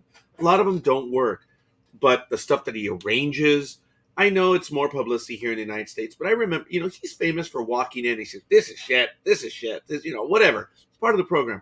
I remember him walking into a restaurant in the United Kingdom, and he sat down, and he commented, "This is an odd place," but he started ordering as he does, and he received excellent waiter service at the moment. He started trying the food, and you could see his reaction. He was shocked. He tried it. He was like, he tried it again. This food's good. And, for Gordon Ramsay to admit that, I mean, that was a big deal. And then, he tried a few other plates, and he's like, it's not the food. And, he started looking around the restaurant. He said, clean the restaurant, everything. It really turned out that it was an older couple that was outmatched. They had retired, and they had invested everything in this restaurant. And it really was a heart-stopping story. I've never forgotten it. They were retired. It's a beautiful English couple, and they had an adopted daughter, and the business was just going down, and it was everything that they had. And he did everything he could to turn things around. And it really was something. It was a management issue. The dutiful wife, beautiful woman as she was in soul, but she was the 1950s wife. She did as she was asked. And Gordon said, this is a team. You're retired. You're going to lose everything. You have to be in on the decision making. And it really was a beautiful story. And that they couldn't have children, so they'd adopted one. And the young daughter, forgive me, this is an exaggeration, she was killing herself for this. There's no blood there, folks. But it was I'm gonna find that episode again. It's worth talking about. It really was a good episode, and it was so heavy on the emotion. And I remember Gordon did not yell, did not do his trademark. He was himself doing everything he could to save this one. And I don't know if it was in Scotland that episode, or because I know he did some in Scotland, but it was very un-Gordon esque, and it really was a good story. So I do apologize. Way off track on that one, folks. We're an hour and 30 minutes in. This is Sports Talk with the Guys, home of the Monday Morning Quarterbacks on Saturday. Thank you, everyone, for joining us. We have a large audience across the board. Thank you. We're on Twitch, NDB Media, on our Sports Talk with the Guy page, and I believe it's my public page as well. Not my private, but public. So thank you, everyone, for joining us. We love the likes, and we appreciate it. We're going to continue. We've talked about quite a bit about baseball right now. We're probably going to come back to baseball, but we're going to segue into basketball because, as I joked at the very beginning, we got a little bit of basketball to talk about. So, Big Dog, would you go into it right now? Sure. Well, there was a lot of deals that have been continually being made, as of course we are still in free agency. Yeah. One of the big ones. I don't know if you remember Scorekeeper or not, but LA Clippers most tenured at the time, Clipper, Mr. Patrick Beverley.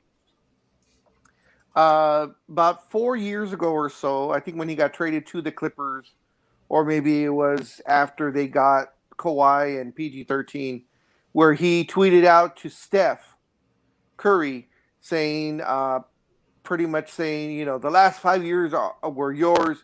The next 5 years are going to be mine. So, of course, they had a second round exit. Now they had a finals exit. And on, I believe it was Monday or Tuesday, Patrick Beverley was traded along with Rajon Rondo to the Memphis Grizzlies for Eric Bledsoe. In doing so, they saved about $30 million in luxury tax penalties. And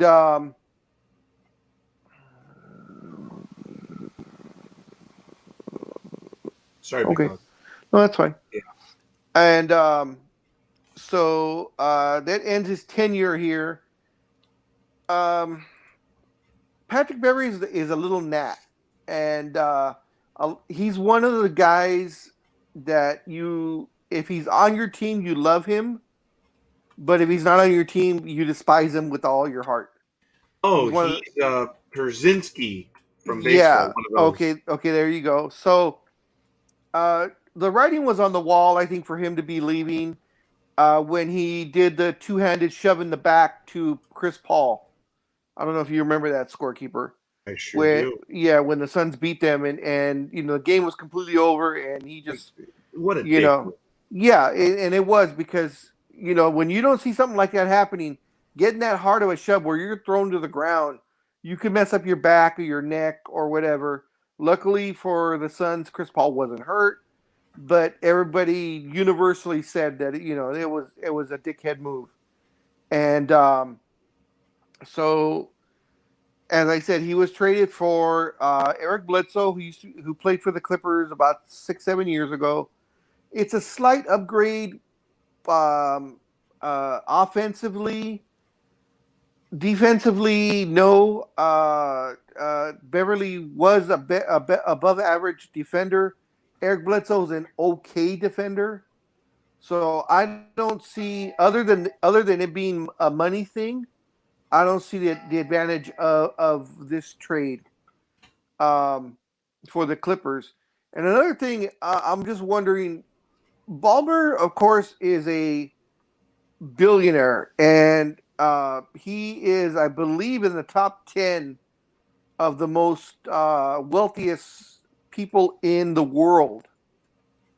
And if you're now starting to worry about a $30 million luxury tax hit, I don't know what that says about the Clippers.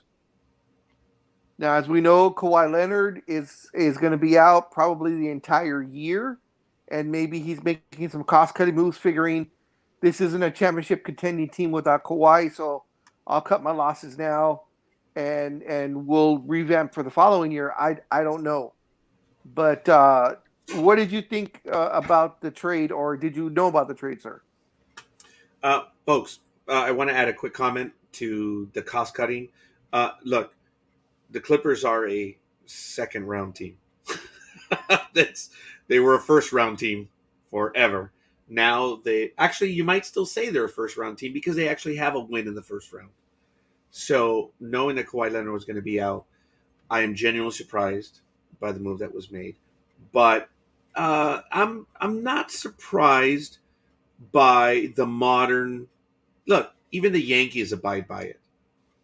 Okay, the only reason why the Dodgers don't abide by the revenue rules is because they're winning. And there was an incessant desire by this group to win at all costs. The Yankee ownership group, they're the heirs to the boss. They don't have the same insight that George did. It's just different.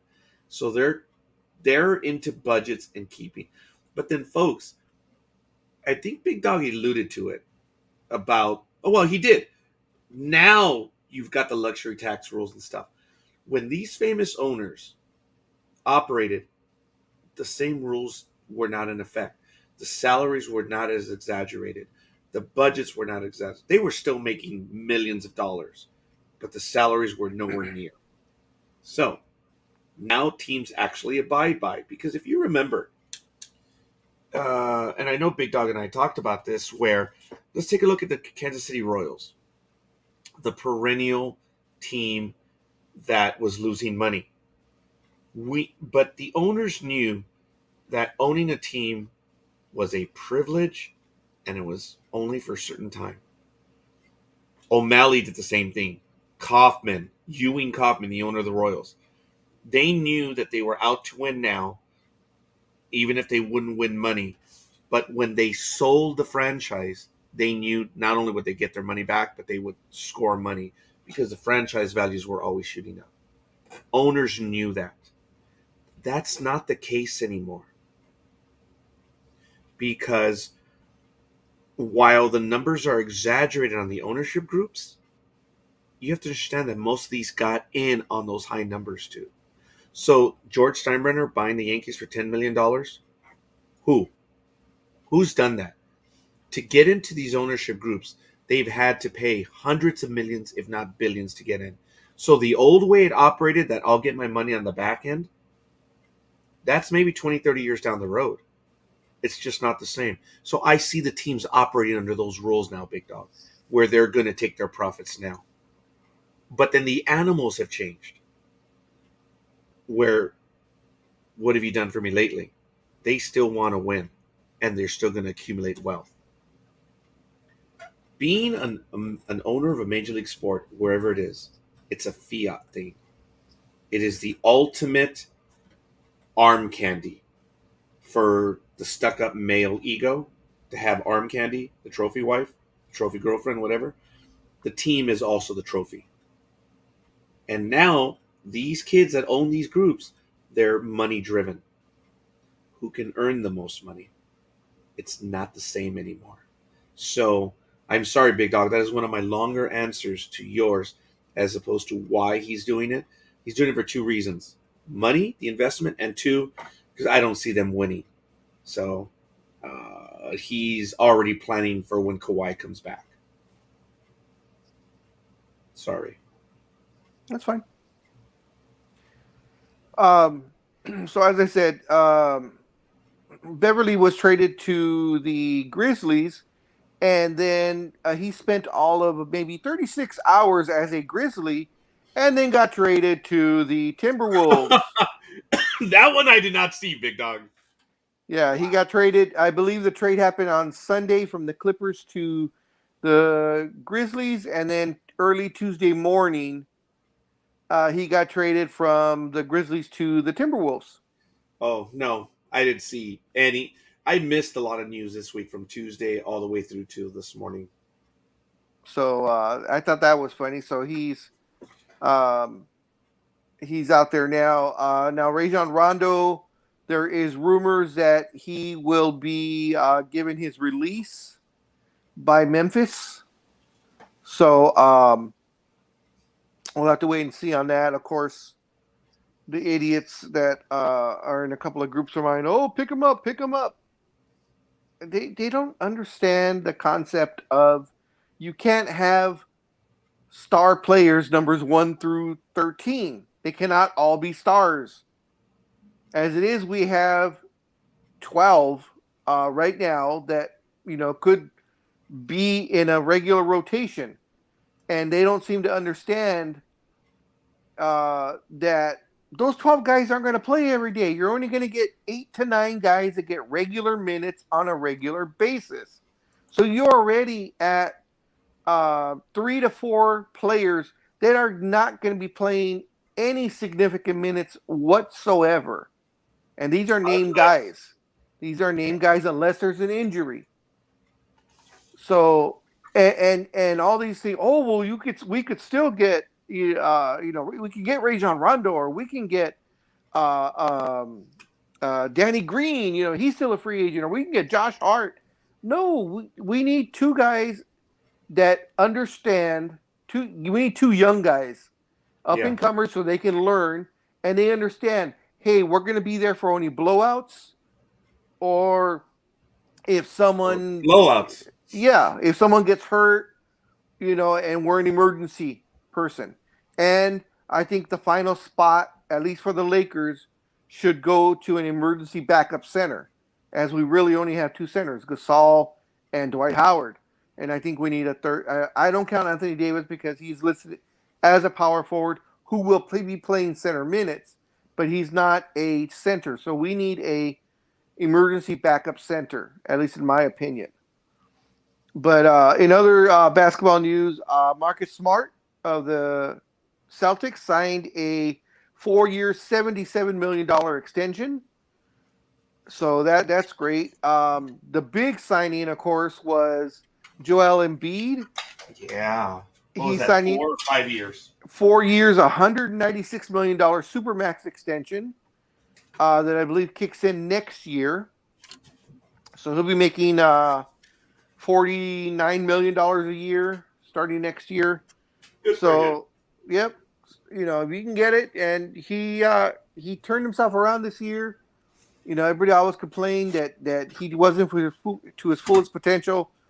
Last off season, he went out and hired a personal trainer, hired a personal chef, and got into the regimen of getting his body ready, and it showed all season that he had turned himself around. So good for him that he got this money. Also, you know who Jackie McMullen is, right, scorekeeper? Oh no, I don't know who Jackie McMullen is. No. Well, she is retiring from ESPN. I believe before the season starts. What, 15, 20 years with them? 15, 20 years with them. She has been a reporter for over 40 years. Yeah. She's mainly done East Coast. She was I think she was the beat reporter for the longest time for the Celtics. Wow. And she is a Hall of Famer, and she is an NBA Hall of Famer. She's in the writers wing of the Hall of Fame. Very well deserved. She very extremely insightful. She will be. I forgot what ESPN show will be her last show with ESPN, but she feels it's time to move on. I did not know she has written several books, and I guess she wants to get into more writing, more book writing. So I think that's what she'll be doing. And if she decides to do any sports not biographies, but sports stories and stuff, I'm pretty sure she has literally thousands of stories she can talk about, over her 40 some odd years, and how hard it was for her to get into the men's club, so to speak, because her, Rachel Nichols, a bunch of other great female reporters that had to fight their way to get into those locker rooms to get those interviews. She was probably one of the pioneers of that. So Yeah. hopefully she has a great retirement. She does what she wants. Wow. Other signings was Terry Rozier with the Hornets. He got a 4-year, $97 million extension, so more money. Um, the Dallas Mavericks are hiring two-time WNBA champion. Oh, lost a big dog on that one. Do apologize.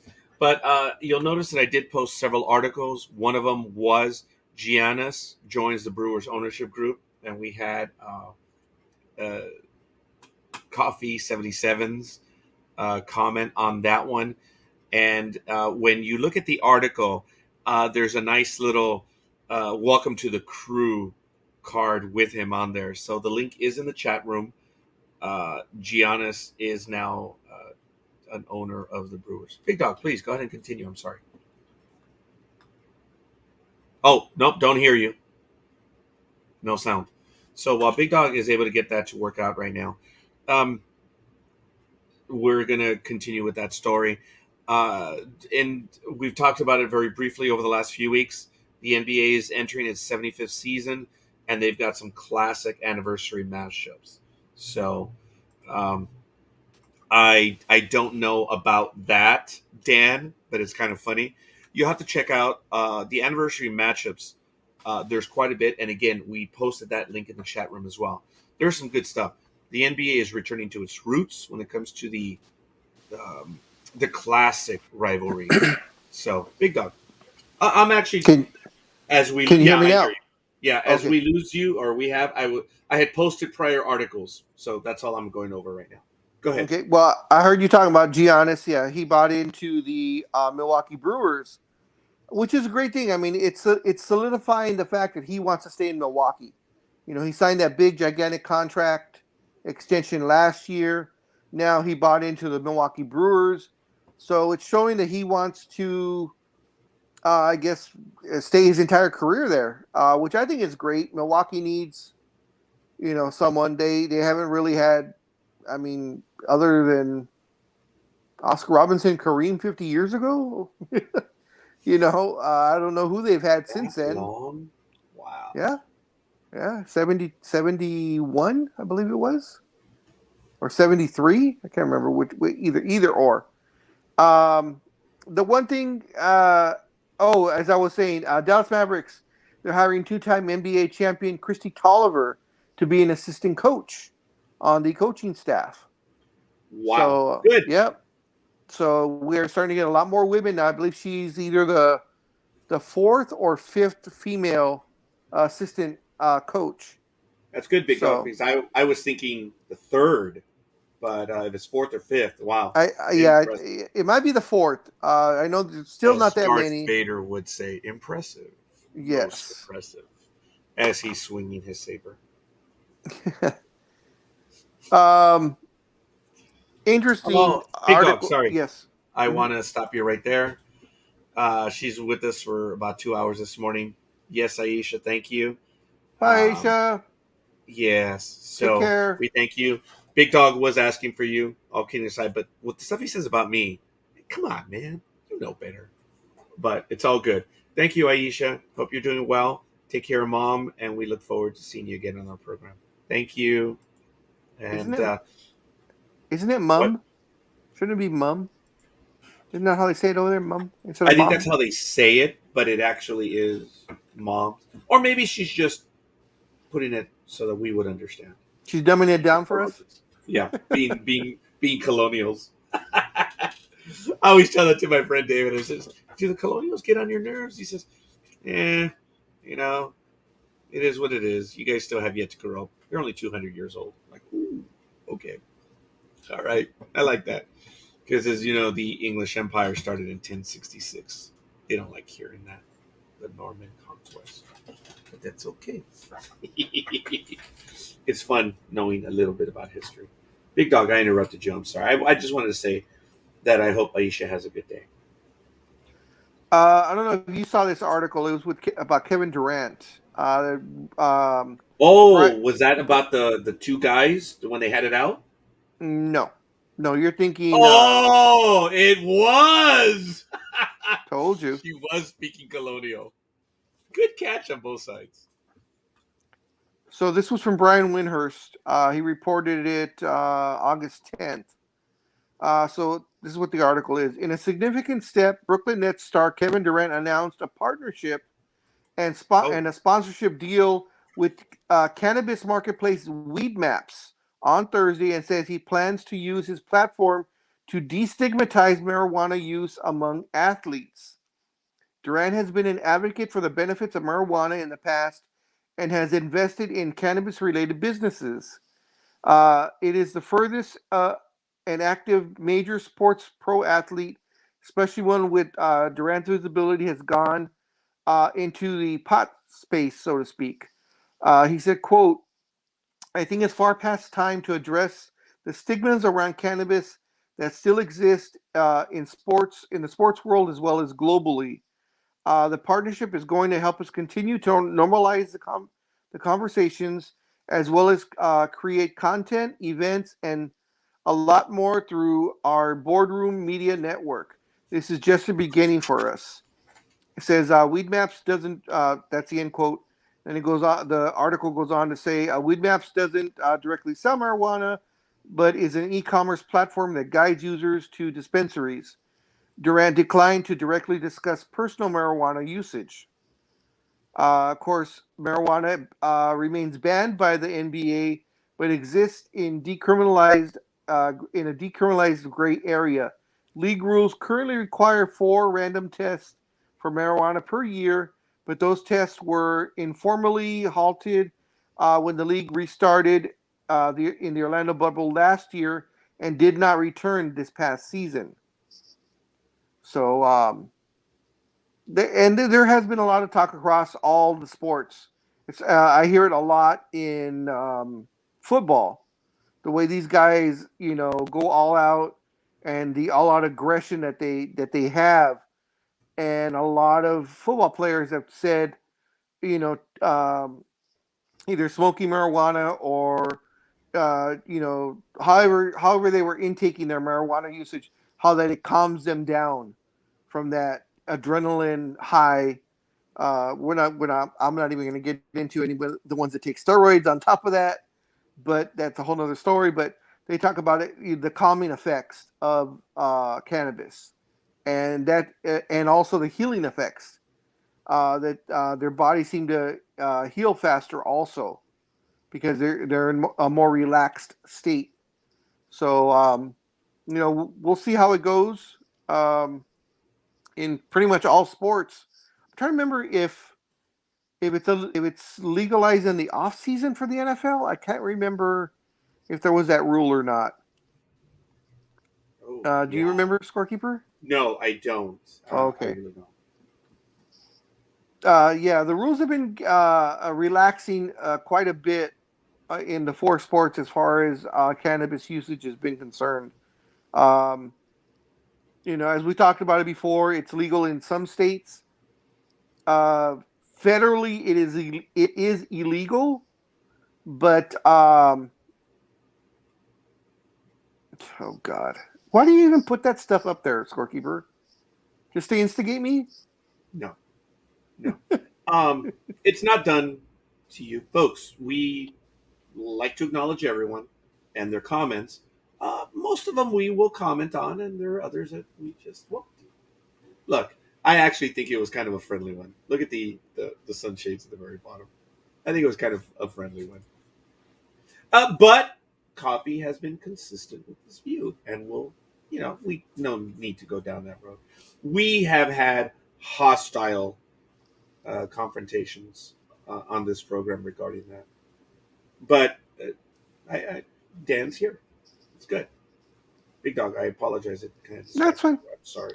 Um, so what do you think about Durant and his new venture, so to speak? Good for him. Look, anytime someone is reinvesting in the community by creating jobs and stuff, good for him. And it's good for all of us because if someone has a job, that means they're not on public aid or being a hooligan. So it's a good thing. Creating jobs is what America's all about. Creating opportunity. Now, I really thought you were. Oh, and this whole thing about it calms your nerves and stuff. Look, folks, we're here because we've never attained the level of these professional athletes. But we're human beings and we're competitors. And people are going to get mad at me, but we don't go all psycho after games. I mean, come on, let's get real. These are individuals that we will never be able to compare ourselves to. Number one, we're not there. And two, they do things and they try to get away with it. And it's just BS, folks. This whole thing of, well, it helps calm me down after because of the competitive nature that I am. It's, cut the crap, dude. Cut the crap. Nice cover story. I don't believe it. But if it's your thing, what does the guy say to the wingman? Don't, or to the competitor, he says, don't shade me, or what does he say? Don't mess with the game. Hate the player, not the game. Or how's it go? So I'm not going to go ahead and hate his game. It's hate the game, not the player. Yeah, hate the game, not the player. All right, dude. If that's what you're going to say, okay. Cannabis is a thing that I really don't want to get into because we've discussed it over and over. I am not for cannabis, medicinal use, I suppose, but I choose, folks. I'm going to end my commentary on cannabis right now. It's illegal. It's a federal crime. I don't take it. Am I going to go after someone that does? No, I'm not. There's really no more to add to that, folks. It's just if someone else is going to take marijuana, Mary Jane, whatever, that's your thing. I'm not. Big dog? Quit calling it Mary Jane. You're showing how old you are.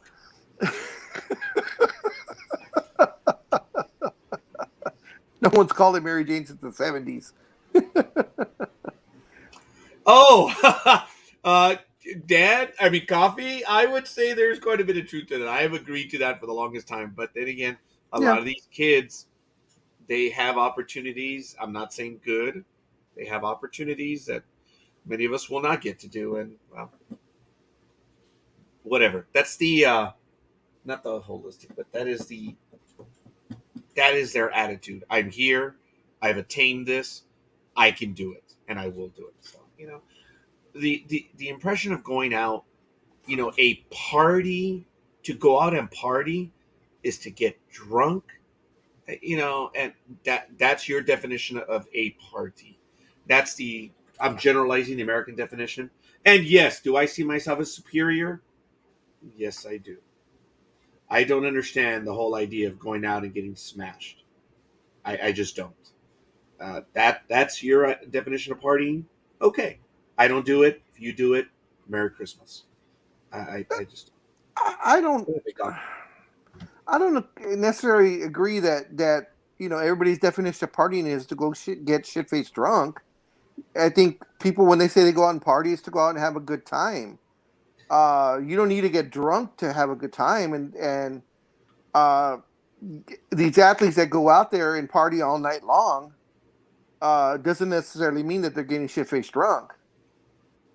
They're out there just having a good time. Look at Magic Johnson. That's going back a ways. Magic never took drugs. Magic never drank, and that is everyone that was part of his entourage will swear to that.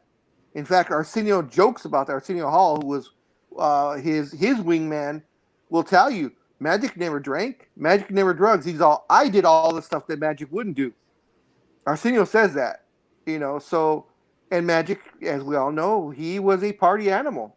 So you don't necessarily have to drink and even if you do, you don't have to get drunk. But going out and party, when I used to go out and party, that didn't mean for me to get shit-faced drunk. Went out, have a couple of drinks with the guys, have a good time, or were you going with your girl, you have a good time, and, you're just out there amongst others that are having a good time. And on the cannabis front, I will respectfully disagree with you. We'll just leave it at that. I've looked into the affects the healing effects, and there is medical proof that it does have a healing effect. That's why you see a lot of the athletes that just do the CBD oil or whatever those initials are, that they use that oil to help them heal faster. So some of them don't want to just do the oil. Some of them they want to smoke because of the other effects the other common effects to it. But there is definite healing properties to the oil itself, and a lot of athletes are switching to that in their recovery routine, where they use this. I think it's CBD, CDB oil. What the fuck it is? That oil that's retrieved from the plant itself, and they use that in their like massages and such, where it gets worked into the body. So yeah. I want to do a quick little editorial right now. Sports Talk with the Guys has been on for close to 14 years. We're going to be starting our 14th year in November. And Big Dog was there from the very beginning, as I was. And we joke about that our best episode doesn't exist. It was lost in the digital nether regions.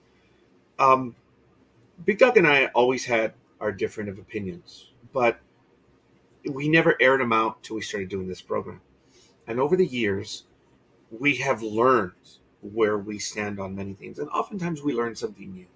And I suppose as Big Dog and I progress on that timeline called age, we know what the other person is going to say or not, and their tendencies.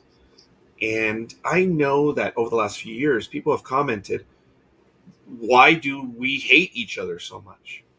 There's no hate. And okay, Yeah. thank you, Big Dog. No, there is no hate. There is no hate. Do we grow impatient with each other? More so him with me, because I am all over the place, and I will do this when it comes to commentary, and uh, we do grow impatient with each other, and we do snap on the program, or even when actually when we're having a conversation on the phone, we rarely do, but when we do the program, we do. And something in the last few years, which Big Dog has painfully made clear to me, and this whole commentary might be to his point. He thinks it's just me. I believe it's him too. But we endeavor to get our point across, and sometimes we feel it is not clear. And sometimes our point is on the pinhead of a needle. And if you don't get it, we feel that we're not making it clear. So it's almost like we repeat ourselves, or we have to get the last word in. That's the end of the commentary. When Big Dog said, and I guess I'm saying this is probably me getting the last word, but I want to clarify the respect that he and I have for each other. Even though Big Dog said, "I respectfully disagree with you." And then he added a few other things in there. My tendency would have been to repeat my stance. And there was no point.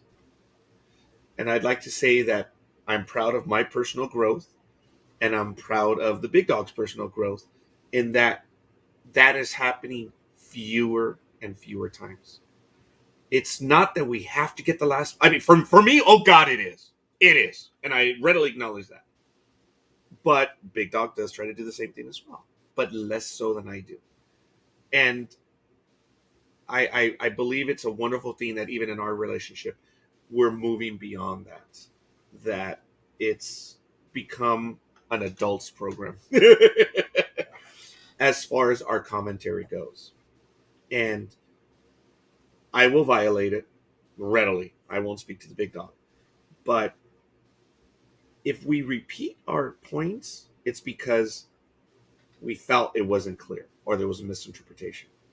But even then, I felt something was missed by the Big Dog, but it's stupid. It belabors a point. There's enough in what the Big Dog said that it's like, yeah, dude, that's cool. You know what? Just shut up, scorekeeper, and go on. So I actually did get the last word in, but I think I did it respectfully, acknowledging what we're doing. I'm not going to change anything he said. I'm not going to add to my point about the marijuana stuff. But if we do get on each other's nerves, I found out that's the number one reason why we get on each other's nerves. So it's because we believe in sports, we're passionate about it, and we are sophisticated aficionados. And that was perfect. So I think that editorial is done, and it was a long time in coming, but you guys know how we operate, and girls, gals. So I felt I had an editorial. I think this is the third editorial today. Hey, sorry. Did you happen to catch the replay, or I don't know if you even maybe you saw it live, but when Chris Bassett got hit in the face, did you catch that by any chance, or did you read about it? Yeah. I'm Okay, gonna see if I so can find it on video right now, folks. Yeah, I probably shouldn't even put it on video, but it's Go ahead. well, I mean, the video, It's all the ugly. videos I've seen doesn't show. I mean, it shows him getting hit, but nothing afterwards. But Chris Bassett, of course, who plays for the Athletics, he's one of their star pitchers. He suffered a right cheekbone fracture that will require surgery when he was struck in the head by a line drive during Tuesday's game. It says, along with the displaced tripod fracture in his right cheek, meaning 3 different bones, Bassett sustained 2 facial lacerations that will require stitches. The Athletics said Bassett's vision is normal and then no other hand or head injuries were found. He was released from the Chicago hospital on Tuesday night. He threw, I'm not even sure what he threw. It might have been a fastball, but that ball came straight back. He had no time. I believe they clocked the ball hit, and I think he was either 109 or 112 miles an hour. And the mound is, 60 feet away, sir? 60 feet 6 inches. So, yeah. But from the rubber, it's 50 feet. Yeah. And remember, the Yeah. follow through. So he was at least 58 feet, maybe. Probably even closer than that. Yeah. No, he's somewhere near 53, 55. And the ball came at him at over 100 miles an hour, right back at him, and it struck him in the cheek. Here we go. There is no sound, but continue. And that's good because with sound, you hear the clunk. It is that bad. So it didn't look like much there. Of course, the catcher immediately knew. He even before he got to him, he's showing it. But when they show the other angle of it, it hits him just straight right between his eye and I guess his ear, right in that area. And I'll give it to of course the Oakland medical staff came out right away, as did the Chicago trainer. When something like this happened, guys, rivalries are forgotten. You're out there to care for your fellow teammate. It's a brethren. Oh. What's that, sir? They went down to the knees. Yes. I hadn't seen baseball players do that.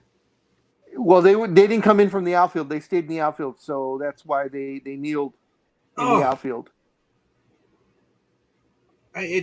Having close calls, folks, I've had my head taken off. I've seen those close calls that just touch my cap, man. I've been hit hard, and I don't mean I've actually been hit by the ball, yes, but I got hit in the torso.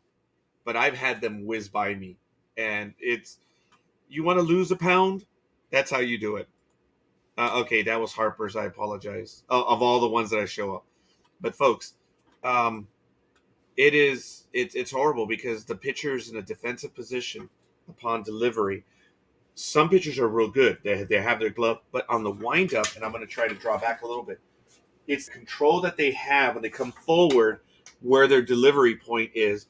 They're in a defensive position when they've released the ball. Some are able to have their glove ready to go, but it's absolutely horrible. Now, I actually want to go back to that image real quick, and I want to show everyone what his teammates did when he got hit. The shock. They didn't move. They knew instantly. There's a play going, and his teammates froze. That's how shocking it was even to them. Because when something happens, you still play, but it happens so quick. Check it out. Watch the shortstop and the second baseman, and even to a lesser extent, the first baseman. But you're going to see them. Check it out. Okay, boom. Look. Second baseman is stunned. There's a play on. His focus was on the pitcher throughout the whole thing, and he called out for help, which was, obvious. But that's how hellacious it was. Check it out. Boom, there it is. Second base. He's frozen. Shortstop is, dude, it's unreal. And everyone starts calling. I was just caught by that. That even the other players were stunned. Yeah, the only one was the catcher, and all he did was touch the ball just to, I guess, make it dead. The catcher. Look at their all reactions, man. They're just stunned. These are men that play this game, and have that happen all the time. And they were stunned by it. That's what I'm saying. With the audio, you could hear the clunk. That's how bad it was. You could hear the clunk of the ball hitting his head. And it sounded like, I mean, not to get too graphic, but it sounded like dropping a watermelon or a cantaloupe on the ground. It's that type of a thunk, So, yeah. I mean, some people will say I have been hit in the head, but no, I dodged them. But I have been hit in the body. I've been hit like right here in the stomach area, and I think I got hit in the arm once, and there was a pitching arm too. That one sucked. And I think I had just hit someone, and then they hit me in the arm. It was so apropos. The opposing team was laughing, and I didn't blame them because I had just hit someone, and the next batter hit it right up the box and hit me in the arm. Karma exists, folks. And it hurt. I forget if I stayed in that game or not. But I didn't get hit in the elbow. I got hit in the meat part right above the elbow. That effing hurt. Here we go. Merry Christmas. Good morning, prima. T-ball doesn't count. Morning, Patty. Patty, I was not good enough to play T-ball. Okay? I was not. I resent the fact that I was not able to play T-ball. But good morning, Patty. Thank you for joining us. So it was a wiffle ball that hit you then that caused that injury. I played wiffle ball too, but no, it was not a wiffle ball. It was a fastball that came right back up and got me in the arm, man. It hurt. It's funny. I don't remember if I stayed in on that game or not. It did hurt. But like I said, I do remember the other team laughing. It was apropos.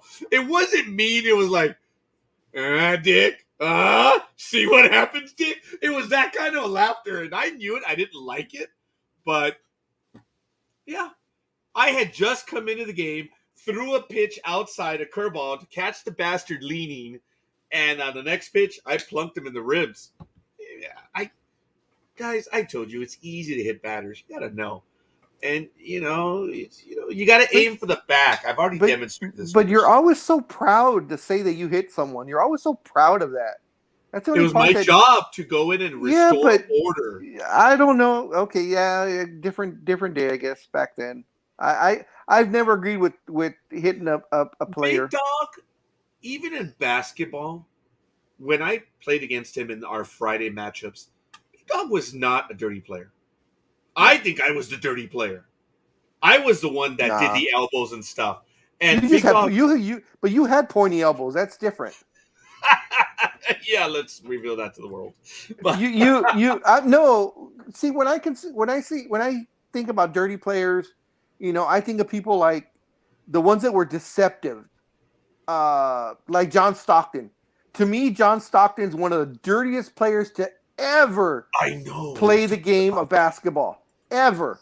That guy always threw going around a pick, threw the elbow in the ribs, or just did this, grabbed, scratched the whole 9 yards. And no one ever talks about that, But I never thought you as a dirty player. You just had pointy elbows. But I do that too. It's funny. I played a baseball game, and this is when my wife and I would play because she was always the batters and I was the pitchers, and we would combine. It was really cool. We played a lot of baseball games together, and I was so into the game because my wife, she was a monster when it came to batting, and she was really good at the end. And we played for 15, 20 years together, video games, and it was cool. And we had incredible games together where we would come from behind or we would, get blown out, whatever. But it was fun. But she was really good at batting, and I was really good at pitching because it was natural for me. But I had the tendency that if someone got a hit off, or I felt as I played the video games, I played as if I'm really there. And if a guy gets a base hit, and then another base hit, hey, cut that crap. They're taking too many liberties. You got to come in. You got to jam them inside. Because 3 consecutive hits, you ain't impressing them. So you got to come in. You got to jam them, or you got to give them some chin music. They're a little too uncomfortable with you. That's what it is. That's, as I've explained baseball over the years. That's you what mean it is. you mean they're a little too comfortable with you, not uncomfortable. Yeah, they're way too comfortable. Okay, It doesn't matter what I'm throwing. It's a whack, whack, whack. yeah, no, I get it. Because you said they were uncomfortable with you, so I was like, no, I'm they're sorry. comfortable with them. I do want to get your You're comments. missing the point, Patty. I'm talking about when I played video games with my wife. I was fortunate. I was on the varsity baseball team for 4 years. I'm sorry I have to put my credentials out there. I've already said I played semi-pro ball here in Southern California for 3 years. I was fortunate. I was lucky. I got a chance to actually play the sport. But I've never, ever said that I was major league material. No. But I talk about my experiences. But typical. I love my prima. What does she do? She shows up, says hola, and it's like she's a Terminator where she whips out that big, the Vulcan cannon, the one that just she just takes her shots at me. Gracias, prima. Buenos días. Want to get your comments on I don't know if you saw the Detroit That's good, Tigers. I didn't know that. Yes, go ahead, big dog. Mr. Jack Morris has been suspended indefinitely. Did you read about that, or did you hear about that? Not only did I read about it, but I heard. I didn't hear it, and I didn't look it up. I mean, I looked it up so I know what was said, but please let us know.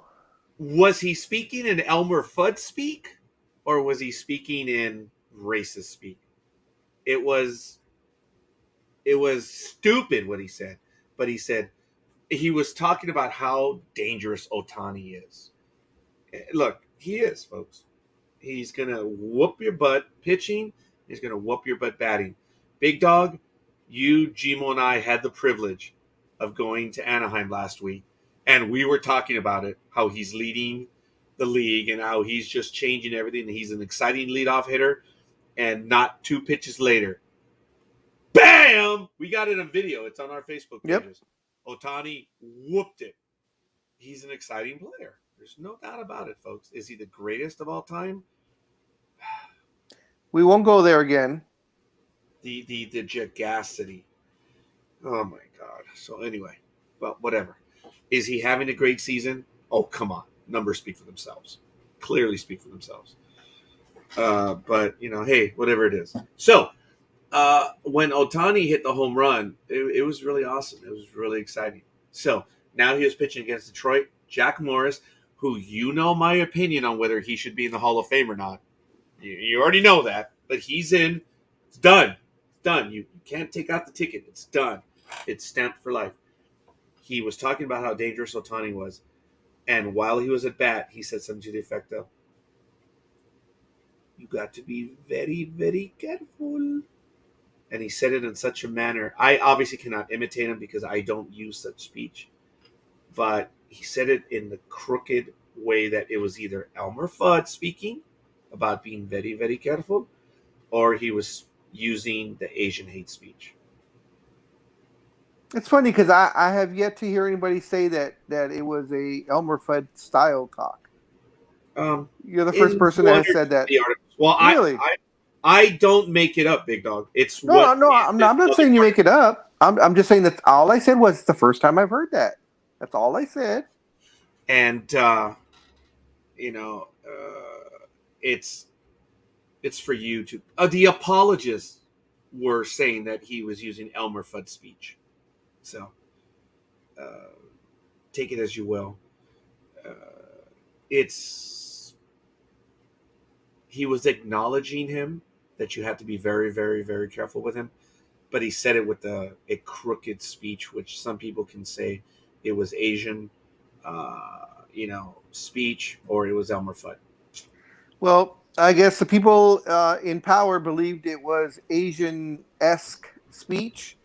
It was Bally Sports Detroit said he has been suspended indefinitely, and that quote they are extremely disappointed with Morris's remarks.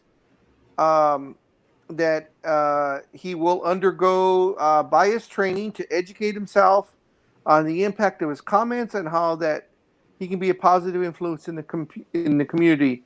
They also went on to say we have zero tolerance policy for bias or discrimination and deeply apologize for this insensitive remark. The Tigers went on in a statement saying they are deeply disappointed in Morris's comments, and they said we fully support Bally Sports Detroit's decision and their ongoing commitment to ensure that all personnel are held to the highest standards in their personal conduct. After the game, after the win over the Tigers, Otani said he heard the remarks but wasn't offended by it. He said, "quote I did see the footage and I heard on the video. Personally, I am not offended. I didn't take anything personally. I have no say to what the Tigers wanted to do or what they did to him. He's a Hall of Famer.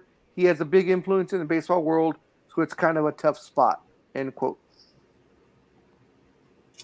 I I'm naive when it comes to a lot of this stuff because Jack Morris, and again, I have my opinion of him. And Dan, thank you for your commentary on, you know, I I could concentrate on the last one, but Dan offered out or Coffee made an argument for him as to why he's on the Hall of Fame, and I appreciate that. But this last comment was the best one. Jack pitched one of the best games in the history of the World Series. He's a legend, just apparently a dumbass, based on what happened here. I didn't know he's a color commentator, so I didn't really know of him to say anything, but now he did. He hasn't been fired, but here's the thing: he will be fired if he doesn't follow the regimen. If he plays along, does what he needs to do, he'll be back on air. Because, folks, Oh yeah. you need to measure the totality of what he's done over the years. Morris is a competitive bastard. He's one of those guys that he's a bit of a punk on the field to win. He's not a jerk per se, but he's going to do everything he can to win. It's kind of like the guys you don't like facing. He's a competitor. He's one. I've never known him to say anything other than like maybe trash talk, and even then it was so light. You have to look at the totality of what it was. And when you think about what he was saying, comedians get away with that, with what Jack Morris did. And folks, he was acknowledging Otani. But when you use, there are some norms that even as an old man myself, I'm just not going to get. And Coffee says, I enjoy Jack as an announcer. He knows baseball so well. He offers a ton of insight. Yeah, man. I've heard him. See, you have to think about it. And I think that's what Bally Sports has done. They haven't terminated him. They're going to see how he responds, and they're going to let this die down. And I think he's going to come back, unless he is an asshole and doesn't take to the training and stuff. But it's really a shame that this is so blown out. But it is something that we're going to comment on. And it's just, folks, we're human. We screw up. I've screwed up many times in this program, and I've been called out on it. But I've said stupid stuff. But they're stupid. We know it. And one time, remember, Big Dog, I said something stupid instantly. I was like, whoa, wait a minute. I hadn't finished the thought, but it was assoistic at its best. As a matter of fact, that's where the word came from. It was a Rogerism. And I readily admitted it, and I said I was trying to frame the thought, and I effed up. Was it bad? Oh God, it was horrendous. And but I said, I'm sorry. It's not me. You know me. You really know how I am. So, am I going to slip? Oh, good God, yes. Let's go back to the gentleman that was sleeping on his friend's couch for 2 weeks, Mr. Linsanity. Remember that? Remember how it exploded? And then Mhm. that article that was written. And I remember when the article was still out and I saw it, I'm like, oh my God, this just sounds bad. Linsanity was one of the hottest offensive players for like a month, right? Yep. But his defense was a bit in question, right, Big Dog? Yeah, that's a nice way of putting it. So the article was, if there is an issue with Linsanity, it's that there's a chink in his armor. Okay. For those of you that know, in the professional field, welders, when they connect two pieces of steel, whatever, and you have the weld spot, that's referred to as the chink. It's also a military term when it comes to strategy. Where is the chink in the armor? You always hope that your shell can find that spot. That's the weakness. And it's officially called that. And they were talking about him, what is the chink in his armor? And that's his defense. But he happens to be Asian. That one was bad. I don't know how it survived the editorial because someone approved that. Well, And most likely the editor was probably an older guy in his 50s or 60s, and that's just a regular saying. And he probably wasn't up to date on the keyboard warriors that are out well, there that's that exactly what it was. they look for any type of typographical or misuse of an old saying that I guess doesn't go forward anymore, and they jump on it. I don't know, Matt. He's here for 8 weeks in a row, and then he's here for or not here for like 4 in a row. Yep. It just happens. So Matt has missed 3 episodes now, so I think he might miss one more, and then he'll return. So it's all good. Big dog. I did want to get your thoughts on this since you are the Yankee man. There might be a little bit of stuff going on in the background, I guess, in the locker room type of thing, because Anthony Rizzo is due to come off the COVID list very very soon.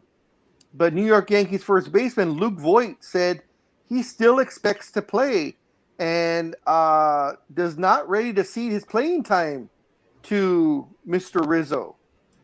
Um, he says, "quote uh, I was top 10 MVP last year, and I've been a great player for this organization for the last 3 years." Voigt said after 2 days doubleheader sweep of the Boston Red Sox. "I'm not going down. I want to play. Obviously, I know it'll be tough with Rizzo, but I deserve to play just as much as he does. I led the league in home runs last year. I feel really good again." So it says Voigt's been, of course, on the injury list with knee inflammation, his third IL stint this season. When he was acquired, of course, the Yankees acquired Rizzo from the Cubs at the trade deadline, and Rizzo's been out since August 7th, while Voigt returned to the lineup on August 8th. So, says despite struggling most of the season after hitting 22 home runs in 56 games last season, Voigt has hit 243. His numbers are 243, 317, and 486, with 3 homers and 9 RBIs in 10 games since his return. So, what are your thoughts on this, Mr. Yankee Man? This is beautiful. Voight is not red hot. He is not sizzling. The man is caliente, which is really hot, but that's okay. It just sounds like folks. Look, Voight is the real deal. There's a problem. He suffers from the Otani syndrome. He's always hurt. We're waiting for Voit to put in the full season. And when he does, oh my God. Otani is actually putting in a full season now. We can begin talking about him. But with Voit, I mean, the man in the last 7 games is batting .423, .464 on base, and an .846 slugging. That's 3 home runs, 11 RBIs. In the last 15 games, he's batting .283, and the last 30 games, he's batting .289. The guy is the real deal. Can he? This is the Mark McGwire of the Yankees.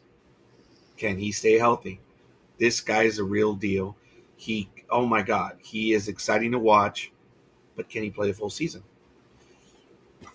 He was out hurt again, and Rizzo was available, and the Yankees took him.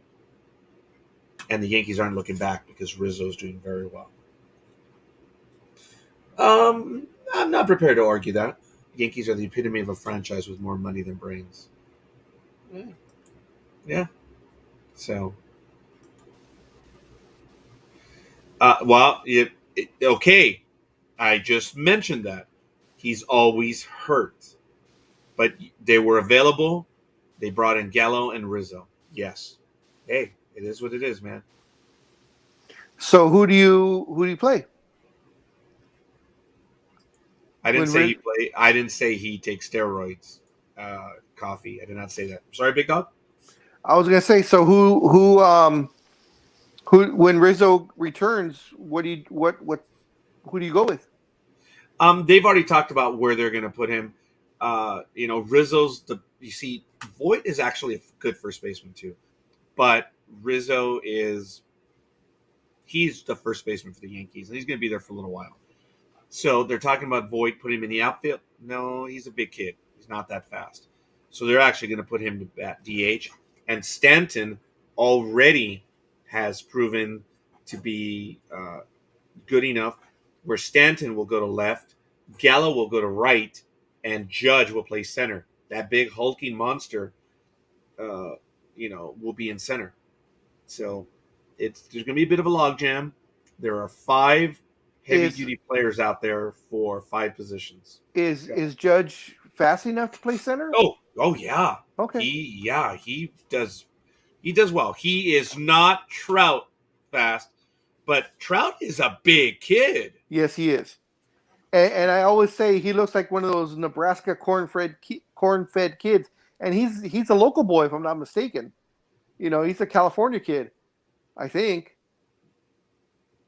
Rizzo in the bullpen? Okay. That's funny. So, it's all good. So, yes, but those are good problems that the Yankees have. They have. Yeah. So, we'll see. And it must have tickled his ears or his fancy. But, yes, welcome back, Dream. Give me a second. I'm trying to get one of my friends in. It tickled something that he came back. Put him in the bullpen or play video games. Yes. So hopefully you'll be able to bring him in just a moment. So, it's a good problem to have, and I'm liking it. When the Yankees are rich in depth, things are better. The Yankees pitching is starting to look better, but I'm still not confident in it. We still need pitching, and there are significant holes in the Yankee Well, team. he's Hey. okay. Good morning, John Michael Griffin. Morning. Thank you for joining us. Welcome Good to the morning, program. John. Good morning. Thank you. Good to be here.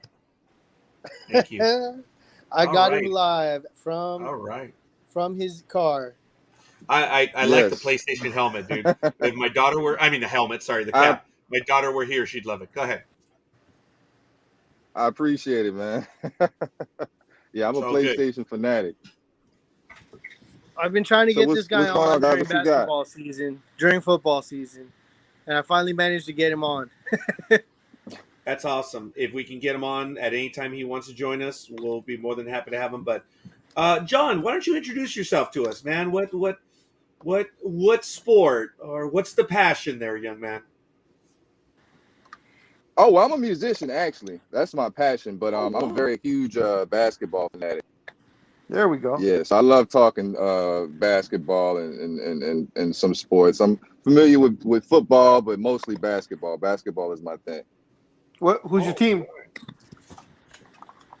I don't have a team, man. I go with the way the league is. Okay. You know, basketball is a player driven sport, so I have a few favorite players. Like Westbrook is one of my favorites. He's like the closest Ah, thing to Jordan to me. You know, with that so how with did you that feel angriness about and that intensity. so how do you feel about him coming to the Lakers? Oh man, I think they have a chance now. I think they have a chance, man. I think Westbrook is going to be a good fit. You got the Banana Boat crew there, That's true. minus Wade. I think and everybody's big on that team. They got Dwight Howard back. I think that's Yep. I don't think he should have left in the first place. I think they would have been contenders had they had gone if they had kept him. But I think that's a great addition because they're gonna need that big presence that's gonna help Anthony Davis because he does not like playing the five. Yeah, Anthony Davis does not like playing the five. I do agree also that it's great to have Dwight back. Um, a lot of people, it was only a year ago, but a lot of people forget it was Dwight that decided to leave. He had the offer from the Lakers, and there was a handshake deal, but because they didn't get back to him fast enough, he took the lesser money with Philly for a year. Mm, They did the verbal deal, and that's why he tweeted, I'm staying, I'm a Laker, and then retracted it. Is because they didn't get back to him. He waited like I believe the article said he waited like an hour and a half only to get an answer back from upper mm, management. And when he didn't hear from them, he was like, okay, well, I guess I'll take the Philly deal. But yeah, great to have him back. I think he's going to help a lot because yeah, AD does not want to play the five at all, or no, at least as possible. uh, Westbrook is going to be interesting. We've talked about this a lot on the yes, show. Westbrook's got that alpha dog mentality where he's got to be the number one guy. yes, But I think he's further along in his career and has had some injuries the last couple of years where he's realizing he can't go 150% of the time. And I think having AD and LeBron there to help distribute everything, and he can be there to facilitate, where he doesn't have to literally take over the games all the time. I think having these other two guys there that can take over the game also anytime they want, I think it is going to help the Lakers and Westbrook prolong his career. yeah, and I think the Lakers know how to space the floor pretty well for Westbrook to do his thing. You got Yeah, two high IQ point guards on the squad. Including LeBron. So I think that's going to be. I think they're going to be able to work together. I've seen them play during All-Star games, and I know that doesn't mean much, but the chemistry that I've watched, the yeah, way Westbrook plays, I think LeBron isn't going to have a problem with him. I think if he works on his jumper a little bit this year, and he's not as overzealous as he is with it, I yeah, think they'll be all right. Because he plays a lot similar to Rondo. Him and Rondo yeah, play yeah. a lot of the same kind of basketball. But I think Westbrook is a little bit more. He takes more initiative. So Oh I yeah, think, definitely. yeah, Yeah, yeah, yeah, I definitely. think it's good. It's if LeBron plays him right, if they work the offense right, I think he'll average 20 and 10 this year. I'm Yeah, excited about that. I could readily see that. Yeah. Yeah. Gentlemen, I posted an article. I don't know if you have if access to it, but it's something that happened, I believe, on Wednesday, uh, where Draymond Green and Kevin Durant did an Oh interview. yeah, They Oh, basically interviewed themselves, yeah, and yeah, okay, both of you reacted. So let me just summarize it, and you guys will correct me if I'm wrong. But this goes back to when they had it out on the court, and they both talked about how management handled it, and they were really unhappy how management handled it. It's like they were just flat out clueless. They didn't know what was going on. But they talked about how teammates can get at it, and they're going to work through their issue. But if I'm not mistaken, they talked about how management effed it up, and that's one reason why Durant said I didn't go back because of what management did. yep. So, Big Dog, you saw that article. Would you kind of fill in your opinion on it and what I got wrong. Actually, you didn't get anything wrong. It was on, I believe it was Draymond's podcast that he does now, or he just started up, and they sat down and they talked about their beef that they had, on the court, and that the Steve Kerr and the general manager just totally screwed it up, that they didn't handle it correctly. So that was Durant's thing as to why he didn't want to come back, because of the way management handled things. The thing is with Durant, though, Durant's got a thin skin, and he Yeah. needs to be pampered a little bit. Draymond will tell you exactly how he feels. He doesn't care. He will not hold back. But then, as soon as he says it, he lets it go. It's over with him. He had his say. He told you how he felt. Okay, now let's go out and play some ball. Whereas Durant, you tell Yeah. him, Durant will get his feelings hurt. Then that's kind of why he comes. That's kind of why he has the cupcake logo on him. Because he kind of takes things a little too much to heart. So management didn't step in at the right time to smooth things out as they should have. So that weighed on Yeah, like Durant. Draymond. Not to interrupt, but Draymond kind of reminds me of like a Ron Artest. Yes. Dennis Rodman. Oh, he's definitely not a Ron Artest. You ask him a question. Reminds him of. It didn't say, yeah. Yeah, not the player, not the actual play, but just the mentality, the attitude.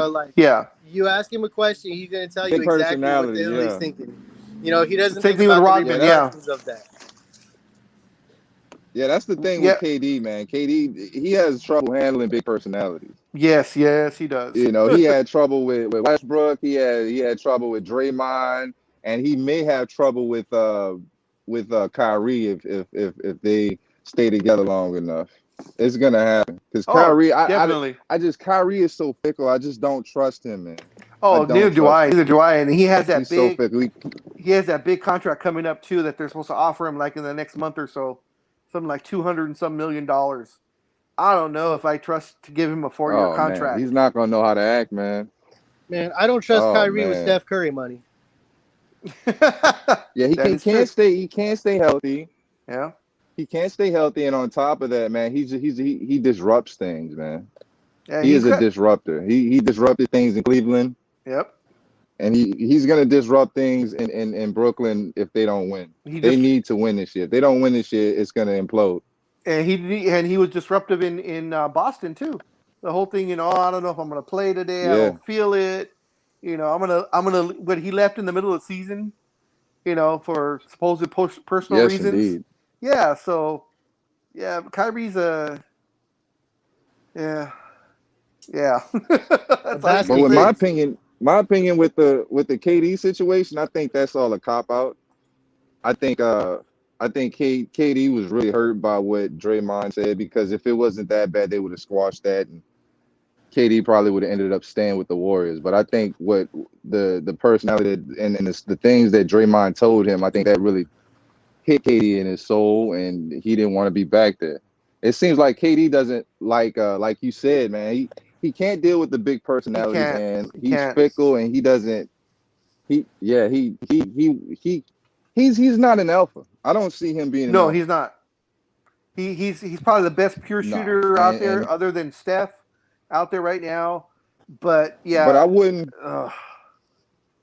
But I wouldn't call him a beta either. I wouldn't call him a number 2. I just think he's a guy that just wants to do his own thing and play ball. He's an alpha in a beta headspace. Seriously, but the thing, like, no joke. Like, but the thing, I was just gonna say real quick. The thing with KD though, it's true. He can't take big personalities, or even people, or the random person on Twitter that says something, that digs in him. He takes it to heart. I mean, shit. Yeah, that's why it's easy to get in his head on the court. Yeah. Can you just imagine Dennis Rodman taking on KD? Yeah. Oh, yeah. Rodman would destroy KD. He would frustrate him. Oh, yeah. He would frustrate KD. KD wouldn't. Yeah. But I think the only way KD would beat him is just pure skill. Oh yeah. KD could shoot over. He would be able to shoot over Rodman. He wouldn't be able to put the ball What on did the you floor guys? though. What did you guys think about that? That championship game, that Eastern Conference Finals game. Uh, There's a lot of controversy behind that, man. What do y'all think about that? Do you think KD blew that game? Do you think he ran out of gas? Do you think he was being arrogant? I honestly think that was an arrogant that last shot he took. oh He yeah, had Drew Holiday on him, yeah. I think it was arrogance, and I think and he could have. yeah, it was arrogance on his part because he's been playing this game way long enough to know where his feet should have been, and for him to have the arrogance knowing, Not only that, he was just like, I can take this guy, no problem. I'll you make had the Drew shot. Holiday on you. Yeah, yeah. Yeah, you had what 6'3" Drew Holiday on you. You could have taken him to the rack easily. Yep. I Yeah. think he just wanted that glory. He wanted to take that shot. He wanted that highlight reel. Oh yeah, And it's all they about, could have won that game, man. it's I all, was very disappointed in him. it's all about him. You know, he believes in his own hype too much. Yes, you're good, but you got to go out there and Yes. prove it. And he hasn't. Yes, everybody talks whatever they want to talk about LeBron, but he's got 4 rings, even though 10 shots, but he's still got 4 rings. Steph, best shooter out there, probably maybe ever. He's got his 3 rings. Durant has 2 rings, but had to go to the enemy. To me, that was the biggest cop out. I hated that fact. I'm old school. I grew up Magic and Bird and Jordan and stuff where you played on your team and you didn't invite people to come with you to play. Those were your enemies. And for Right. for Golden State to beat the crap out of OKC and then the following year you go join them so you can get your championships, I was like, nah, man, that ain't right. That ain't cool. That was definitely a bad look. I agree with that 100. I'm very old school on that. You think Michael Jordan would have played with Reggie Miller? No. That wasn't going to happen. You think Magic would have played with Bird? Or vice versa? Hell no. So I've just been like I'm in that boat too, big dog. I'm old school when it comes to that, and LeBron is the best player in the history of the boring league, and it's not even close. Yeah. Okay. I have a few things that would beg to differ, but that's a millennial answer, even though you're not a millennial. But that is a millennial answer. Oh my God! Right. Coffee is not a millennial. I know that's what I'm saying, but that is to us than he is a millennial. But that is a millennial answer about LeBron being the best because they only see videos of Jordan and videos of Kareem, and of Wilt. Yeah, Kareem's definitely one of the top 5 for me. Top 2. He's number 1 in my book. Wow, but top 2 for you. Okay. It's either Jordan or Kareem. You might. I like the way someone put it. Jordan. Yeah, and I understand that. People. Someone said this last week. I'm sorry.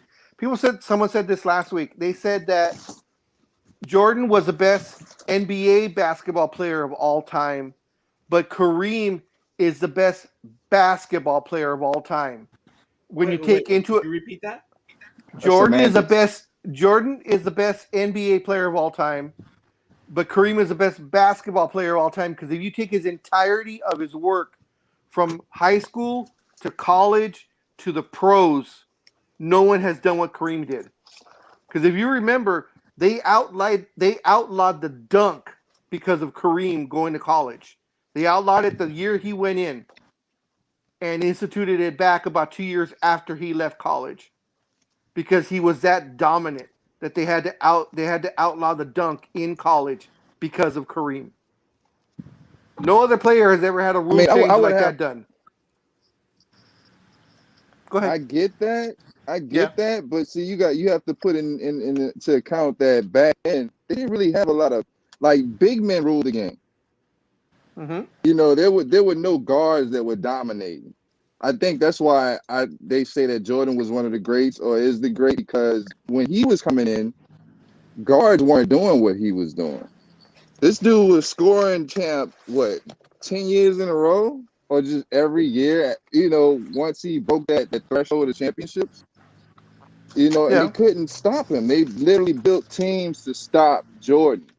Yeah. And when you compare all of the greats to him and then the league now, nobody has had that mentality like him. This dude literally would make up beefs in his head to destroy people.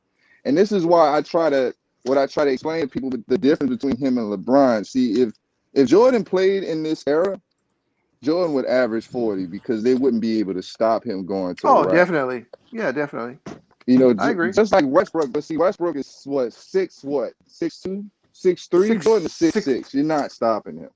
Yeah, I agree. And you know, they talk about, oh yeah, No, go ahead. go ahead. No. Go ahead. Go ahead. Well, I mean, they talk about him, you know, with Curry and him shooting threes. See, Jordan was the kind of player is if you made hype around another player, he was gonna make it his duty to embarrass that player. So if there had been a Steph Curry in his era, Jordan would have competed with him in those threes. So there would be no stopping Jordan. Jordan would prove everybody wrong. See, like KD has that skill. If KD had the mentality of Jordan, KD would average 50 because I could there'd be see no that. stopping him. I could see that. And I agree that when Jordan came in, you know, it was a center dominant era, and you know the center, it was just centers and it was guard. Of course, Magic was in there, but he was an anomaly, you know, at 6'9", doing, you know, guard skills. But uh, Yeah, my I understand where you're coming from in the whole thing, but and scorekeeper was the one that really appreciated when I did this. We actually had an entire show. I took Kareem and our good friend Senior Cuervo. Cuervo took Jordan because he's from Chicago, you know, grew up with Jordan and stuff. So we had actually had a debate, and the one thing that I said, yes, you're absolutely right. He's fantastic, could score on anybody, so on and so forth. But when it was all said and done, when Kareem retired in 1989, he pretty much led. He was number one in every single offensive category that was listed. He was number one. Jordan can't say that. They both had the same amount of rings. They both had the same amount of MVPs in the regular season. You know, so but I'm much older, so you know I saw Kareem the whole time from mid 70s to, you know, when he retired, and of course I'm a Laker fan, so I caught all the Laker games. Jordan, as great as he was, for like I said, for me personally, it's he's number two. Kareem for me is always going to be number one, and I don't begrudge anybody that disagrees with me because everyone has their valid points about Jordan, and he is and was great on the floor. I readily admit that. I don't agree when they say LeBron's in that category. I just don't. The mentality isn't the same that LeBron has versus Jordan. Jordan had that killer man. The only person I can think of that had it like that was Kobe. Kobe had that type of mentality. All right, now real quick, John. Before I have to run to open the restaurant, I want to ask the same question I ask everybody that we get on here when it comes to basketball. Um, I'm hoping you can hear me and get back to me. Um, but who is your top 5 past? So not active players anymore. And who is your top 5 current active players? Who's your starting 5? starting 5 pass. Of course, you would have Shaq at the 5. I think I would put Kareem at the 4. Uh, at the 3, I would have Jordan, Kobe at the 2, and then at the 1 would probably be Magic. And new school, I would say, of course, Westbrook at the 1. Um, Who would I put at the 2, man? At today's game, man. Probably Donovan Mitchell. Of course, KD at the 3. LeBron at the 4, and who would be the 5, man? That's Joker? Joel Embiid. Oh, okay. Nah. I like Embiid's I like his attitude, man. I like his attitude. Embiid is big and he doesn't care. He knows he's big and uses his size, and he's just a big bully. That's what you need on a squad as a 5, man. That's a hell of a 10. Oh yeah. Shaq versus Joel Embiid. I'd love to see that. Oh man. Yeah. I think Shaq would still get the best of him, but it would be one hell of a battle. Shaq was just a monster. Oh my God. Yes, indeed. Shaq would dominate Embiid. Embiid is too soft for Shaq, but it would be a definite battle. Yeah. That sounds intense. That sounds like a good battle right there. It would be fun to watch.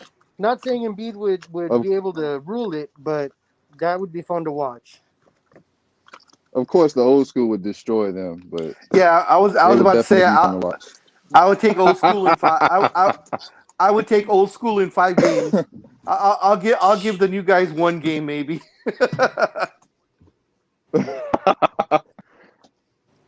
I'm like, you know what? I compare a lot of that to how they played in these Olympic trials. Mm-hmm. You know, they turned up when they wanted to. Yeah. But it just shows, man, they would have gotten destroyed by the older generation. Oh yeah. They wouldn't have known what to do. They picked everything up at the last minute. Yep. Man. Yeah. Dream Team came in with a mission from day one. They were gonna obliterate whoever was in front of them. The funny part is you eliminated Kobe off of that listing. Nah, Kobe was my 2. Jordan Kobe was my 3. 2. Kobe was my 2. Yeah. Oh, okay. Cool. All right. I missed that part. I cannot leave Kobe out. No, indeed. Wow. Man. Yeah, Magic at 1 would be ideal for me, size-wise. Even though, I mean, Dan says Oscar Robinson, I love it. I love that pick. I can't argue that pick. That's a great pick. See, I didn't watch Oscar Robinson, so I can't really say.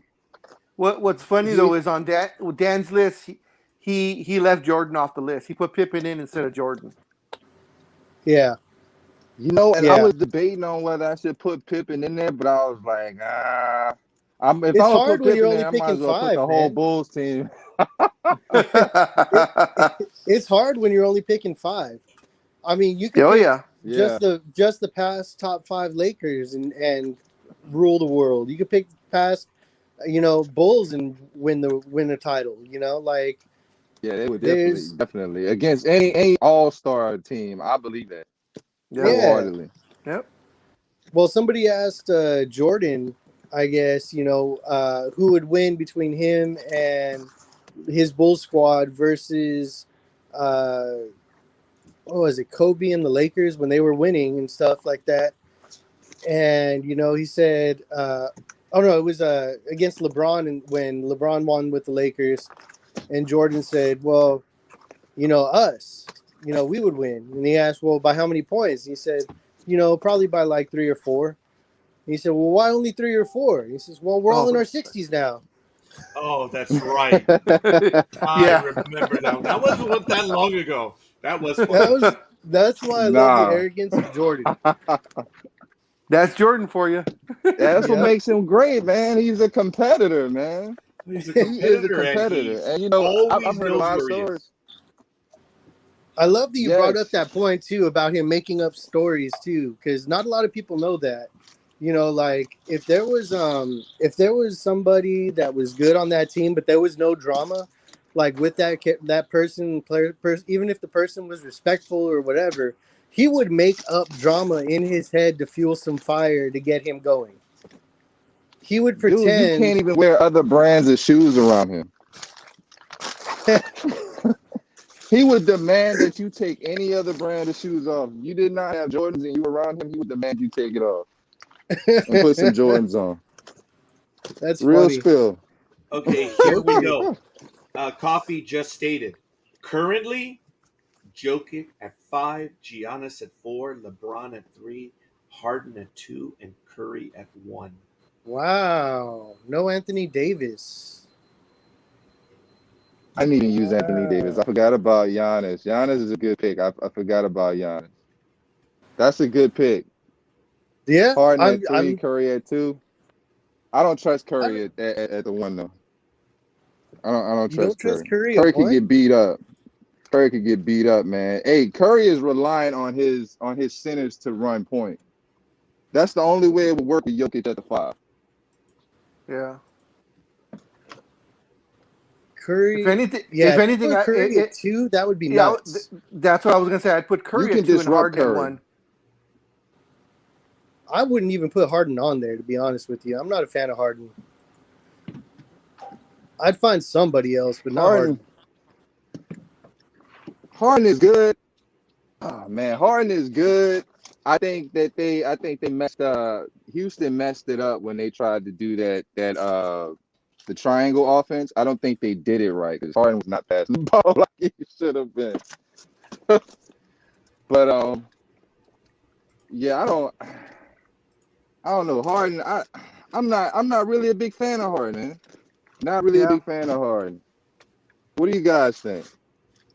I mean, he's great. He knows how to score, but I'm not a real big fan of him either. He hasn't proven himself yet in the playoffs. Every time he gets there, I mean, he does great in the regular season and then runs out of gas because, they're playing him 35 minutes a game during the regular season. And by the time he makes he's out of shape. Yeah, that too. But he likes to party. Exactly. The dude comes to camp out of shape. He's in the regular season out of shape, thinking that he could work his way into basketball shape. But this happens every year with him. He does this spectacular stuff during the regular season, and in the postseason he cannot shoot a lick because he's gassed. Yep. It's like the Charles Barkley effect. Like Charles Barkley was so good, but he never worked out. And so he would be 10 times great if he worked out and he conditioned himself. And that's why a lot of those cats never win championships. That could be the reason why Barkley never won. Yeah. Totally agree. All right, guys. I got to go open my restaurant. But, John, thanks for joining us. Stay on as long as you like. I don't know how much longer they're going to be on. But have a great day, guys. Dream. Thank you. How often do you guys do this? Every morning. Saturday morning. Okay, well, I will be there. I have to go too because I'm at work. So you guys have a good day. Thanks for coming on, man. And I'll be better prepared next time. Oh, well, cut it out. You did great, man. Today, yeah, you were just fine. Yeah, we're never prepared. Yeah, you can't make us look bad, dude. Since 2008, we haven't been prepared once. Well, we did prepare for our first episode. This is cool.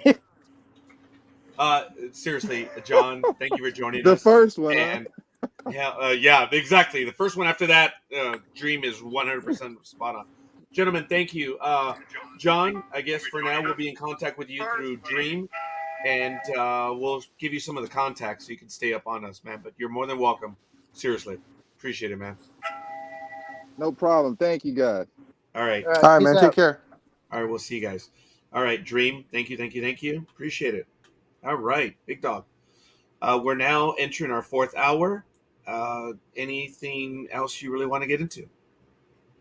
Yeah, there were a couple of things. Let's see. I think I went through all the baseball. What do you think about the Dodgers? As you all know, they picked up Cole Hamels at the trade deadline or whenever it was, or after the release or whenever the hell it was. Before he even made a start, or I don't even know if he made one start. He's now on the 60-day IL with inflammation on the elbow, I believe it was. He gets Oh, $1 excuse me. million for not even He throwing an inning. he is on the 60-day IL with an unspecified injury that he went on there Monday, effectively ending his season with the Dodgers. So he lasted less than 2 weeks ago. He signed a deal for 1 year. He's 37. He missed nearly all of 2020 with the shoulder injury. He only pitched 3 1/3 innings in one start on an $18 million 1 year deal with the Braves. So he's made $19 million in 2 years and pitched 3 1/3 innings. Yeah, he was hurt, and he was making a comeback, and he impressed several teams. And he ultimately signed with the Dodgers for $1 million, as the Big Dog so eloquently stated. He wasn't expected to contribute to the team immediately, as he required some stretching out, but the team was certainly hoping for some help by the time September rolled around. So, yeah, that's a bummer. It happens. It's just wow. He was coming back from an injury, and but it's done. Well, He passed physical, everything. It's done. And there's a comment about whether the Dodgers took out insurance on him. Yes, but insurance doesn't pay immediately. There's a lot of unique things in Major League Baseball. yeah. Let me give you an example. The A-Rod contract, I believe, or whenever these long-term deals are. If he gets hurt, the player, this is normally the way it pays out. If he gets hurt somewhere in the season, the insurance contract doesn't take effect the day he gets hurt. It takes effect the first year he is out completely. And once he misses a full year, then the insurance kicks in. So I don't, unless they've changed the way they do insurance contracts, which I don't believe they do. Dodgers are out $1 million. It's a lot of It's only $1 money. million. Yeah, Yeah. to the Dodgers. I mean, actually, to any professional franchise, $1 million isn't really anything anymore. I'm sorry, unless we're talking the Oakland Athletics, but anyway. Speaking of, nice segue, perfect segue. They are playing both sides of the fence, so to speak, Yes, they are, big dog. as they are still in negotiations, of course, to have the new park built or refurbished or whatever their stadium, but they are also taking weekly, guys. Now this is weekly trips to Las Vegas, and they are scouting sites for a possible brand new stadium. And they're doing this every single week. So the owners are getting over there. It says the way they're calling it, they are proceeding with parallel paths to plan a new ballpark in Oakland and Vegas. So they're trying to figure out the best spot for everything. Says that team president Dave Cavall is planning another trip to Vegas soon, traveling there. Excuse me, it was every couple of weeks. He said to evaluate the options and a potential spot. So good for them, and that they're not waiting on Oakland City Council to make this decision that they've been sitting on for 3-4 years now. So they're tired of it, and the Las Vegas Athletics, sure, that works. What do you think? Folks, the California law is different from Nevada and even LA County. There's something known as the Brown Act. And whenever you do business in LA County, you can't do business off the record. You can have meetings and stuff, you can talk, but you can't do business off the record. And in Nevada, I don't know if those rules apply. So I'm alluding to right now, the Oakland City Council doesn't know how serious the stuff is in Oakland. Just because in Las Vegas, just because they're going down there doesn't mean anything. A deal could be hatched at any time. So there is the reality. Because I don't believe Nevada has the same laws when it comes to that type of business. Look at what happened to the Raiders. The deal was announced. It was done. So it could happen as well. Who knows? There might be a deal on the table already that we just don't know about, and Oakland has gone back to the city council. So we'll see. Just move the A's to Mexico City. Atléticos. Yeah, I guess I could see that. Americanos. Yeah, I guess I could see that too. Losers. Yep, I can see that as well. Send the Athletics to Mexico City. Do you think I'm going to get in trouble for using a bastardized accent? Probably. Other news. I forgot to talk about in basketball. Opening day is October 19th, and there will be 2 games slated. Both of them will be on TNT. It will be the Nets visiting the Bucks. The Bucks will be getting the rings. It'll be ring ceremony for them. That'll be at this is our times, our Pacific time only. It'll be on at 4:30 on TNT, and the evening game will be the Golden State Warriors versus the Los Angeles Lakers at 7 o'clock on TNT. The Christmas Day schedule was also released, and the Christmas Day games, we have a full slate of 5 as usual. It is a annual tradition now having those games. Football, of course, has Thanksgiving, and college has New Year's. So the NBA, of course, has Christmas. It will start. These are all once again all time Pacific time. It will be the Hawks versus the Knicks at 9 o'clock on ESPN. Then we switch to 3 straight games on ABC. It'll be the Celtics versus the Bucks at 11:30 a.m. The Warriors versus the Suns at 2 o'clock, of course, on ABC. And then the evening game, the primetime game, of course. Who else would it be? But the Lakers will be hosting this is what everybody wants. This is the finals match everybody wants, and we'll see if everybody's healthy on Christmas Day. It will be the Brooklyn Nets visiting the Los Angeles Lakers here in Los Angeles at 5 o'clock on ABC. So you will have Kyrie Irving, Harden, and Durant versus LeBron, AD, and Westbrook.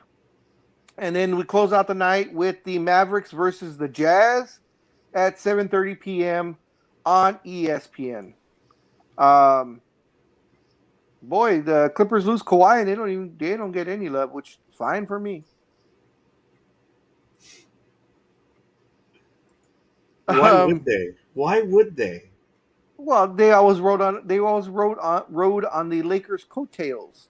That's why, opening game would be always Lakers Clippers. Christmas game was Lakers Clippers.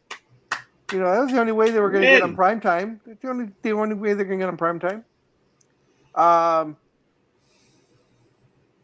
Dan will probably be happy about this one. He probably, of course, already knows about it.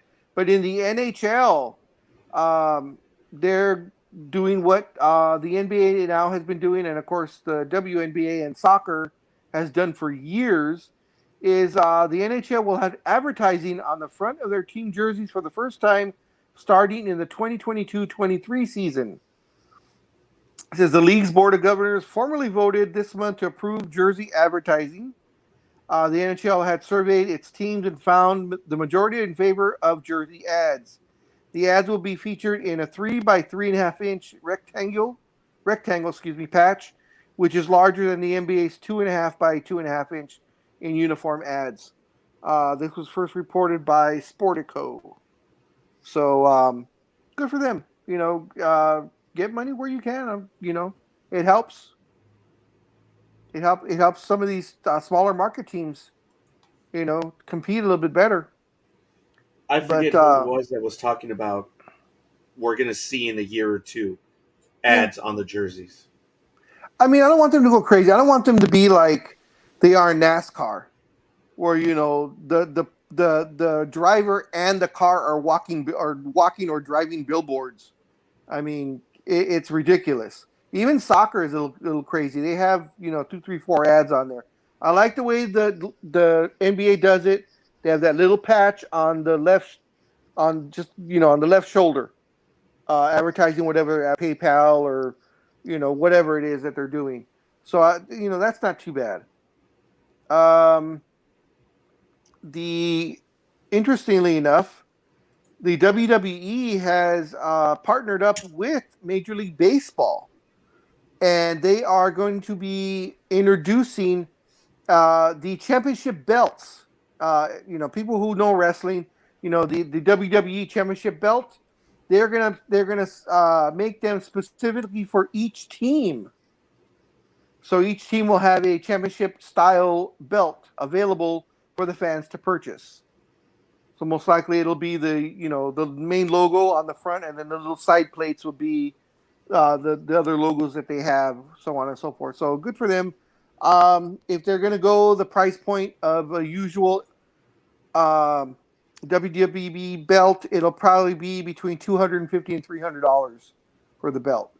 Oh They'll wow. be custom made, probably limited edition of 3,000 or some outrageous amount. Um, Also in baseball news, I don't know if you saw this, scorekeeper, but we are no longer going to have Topps or Panini as the baseball cards for baseball anymore. Yes, that's correct. 70-year relationship Yep. is over.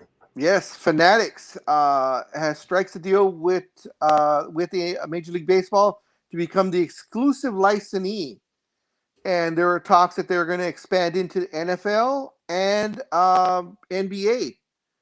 They are in negotiations with the Players Association right now to be the exclusive dealers for all these. I don't know how I feel about this. I kind of like. I mean, I don't collect cards. I did it for a very short while, but there's just too many out there. Too many companies out there. Um, but to me, that's the competitiveness of it. I don't know what. Oh, we lost the big dog right there. Sorry about that, folks. So I do want to let everyone know that as soon as he returns, we're going to continue talking about the card relationship in baseball. But we are nearing the end. Uh, Coffee does say, let's see, Tops does all the virtual cards for Major League Baseball show. Yes, but Yep, not anymore. it's an industry that is not over. So we'll see. But It says the deal expires at the end of next season. So you'll have this season and next season with Tops and Panini still. Yes, sir. no, continue, please. I Oh, was I waiting thought for you to I thought you finish. were going to say. Yeah. So the license ends with Major League Baseball at the end of the 2022 season. So, and as I said, they're talking with the NFL and NBA, and those deals expire in 2025 and 2026. Respectively. Excuse me, 25 for the NFL and 26 for the NBA. So those cards will be around for a while, but you're only looking at about 2 more years with Panini and Tops. So, and I I don't believe. remember there Uh, being up to three in the 80s for baseball. There were like three sets of cards. And then it changed where there were like eight sets of cards in the yes, 90s. yes, So, and now everybody makes cards, and there's the basic set, and then you have your premium sets. So let's say Tops, and then there's Stadium Club, which is their premium edition. In other words, it's like Toyota and Lexus. So the millennial doesn't understand what you just wrote, Coffee. They just, no. And that's where we're going. They just don't get that. I yep. believe in the loyalty and stuff, and it's just not there. And let's see. Oh, the other big news: there was a big auction, and of course, records were broken again.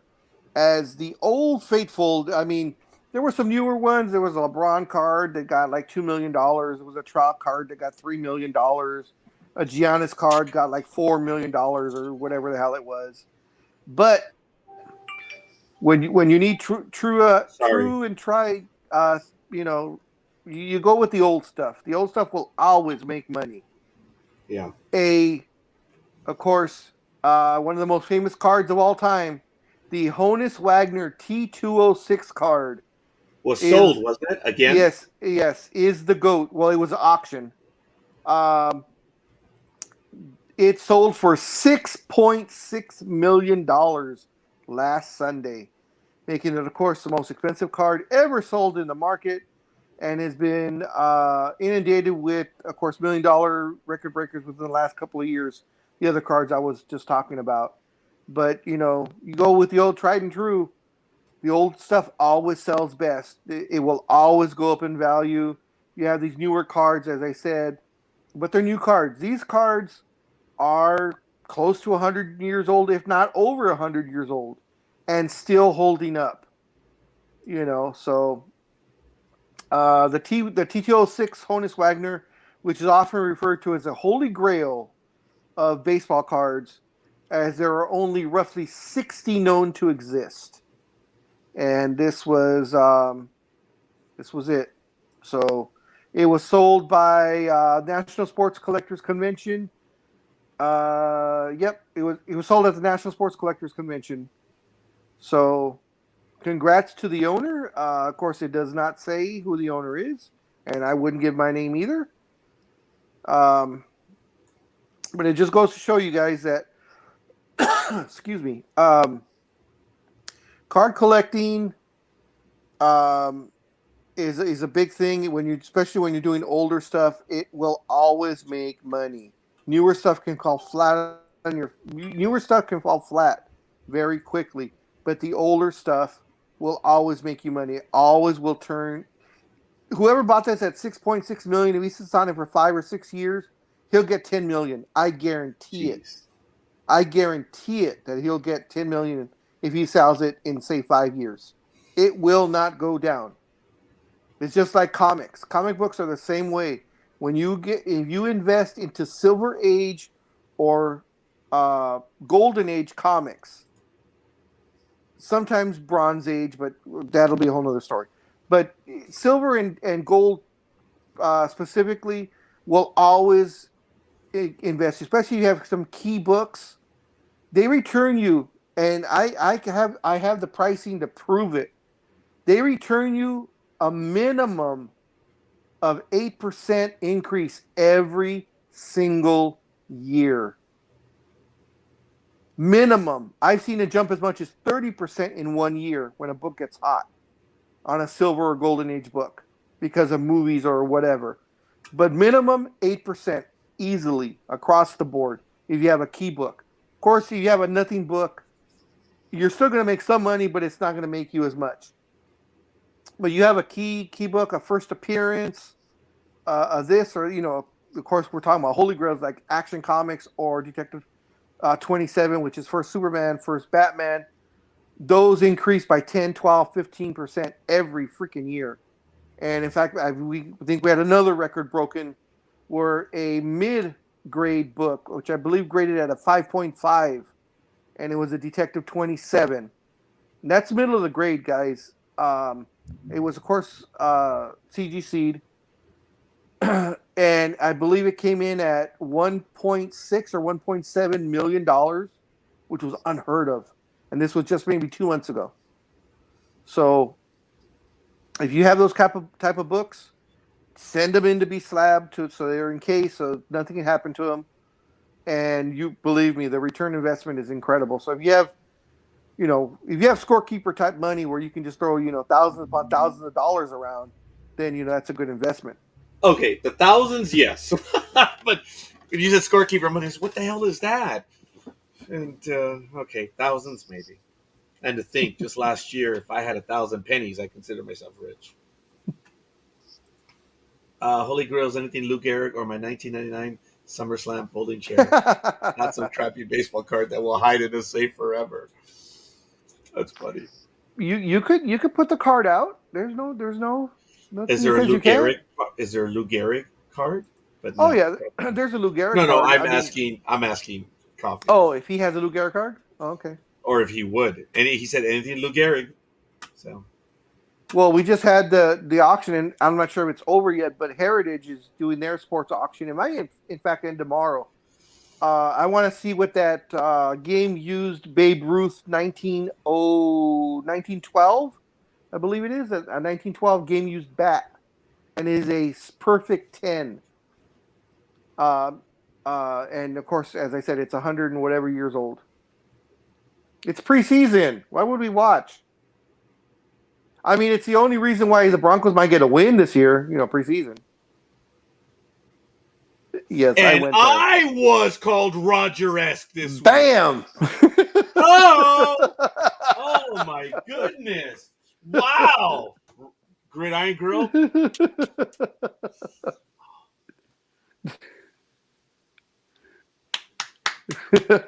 That is true.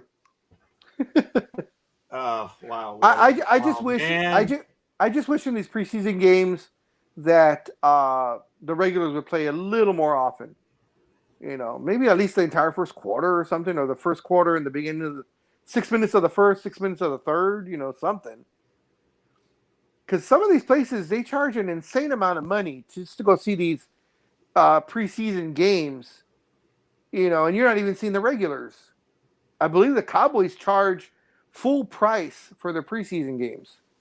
Oh, yeah. Duh. I'm sorry, Big Dog, but yeah.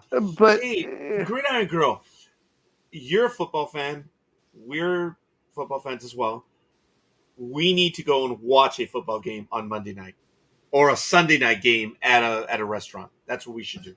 oh, I thought you meant an actual game. I was like, wow. Woo-hoo. She won't be caught on us with video anywhere. Well, we'll promise not to take a video. No, if there's a chance of us being caught on video, all three of us, she won't go for that. So she doesn't want to be associated with the slumlords of sports. Well, I guess I can see that, but still, she can put a mask on. Fair enough, because we already have our masks on. Yeah, there we go. Though they won't recognize us. I'll grow a beard, and you can shave yours, and they won't recognize us. Sure. All right. Fair enough. Okay. We're closing in on 3.5 hours now, ladies and gentlemen. You're listening to Sports Talk with the guys, home of the Monday Morning Quarterbacks on Saturday. As you know, I was programming some episodes while we were having the conversation, so I do apologize.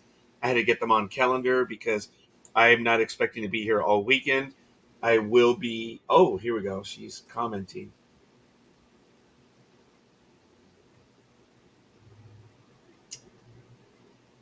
Okay, it doesn't matter. Do you want to see who you picked up from college? There's a lot of good talent. But I forgot baseball is your passion. Like scorekeepers is baseball. Mine is football. I don't care who I'm watching high school football. It's football.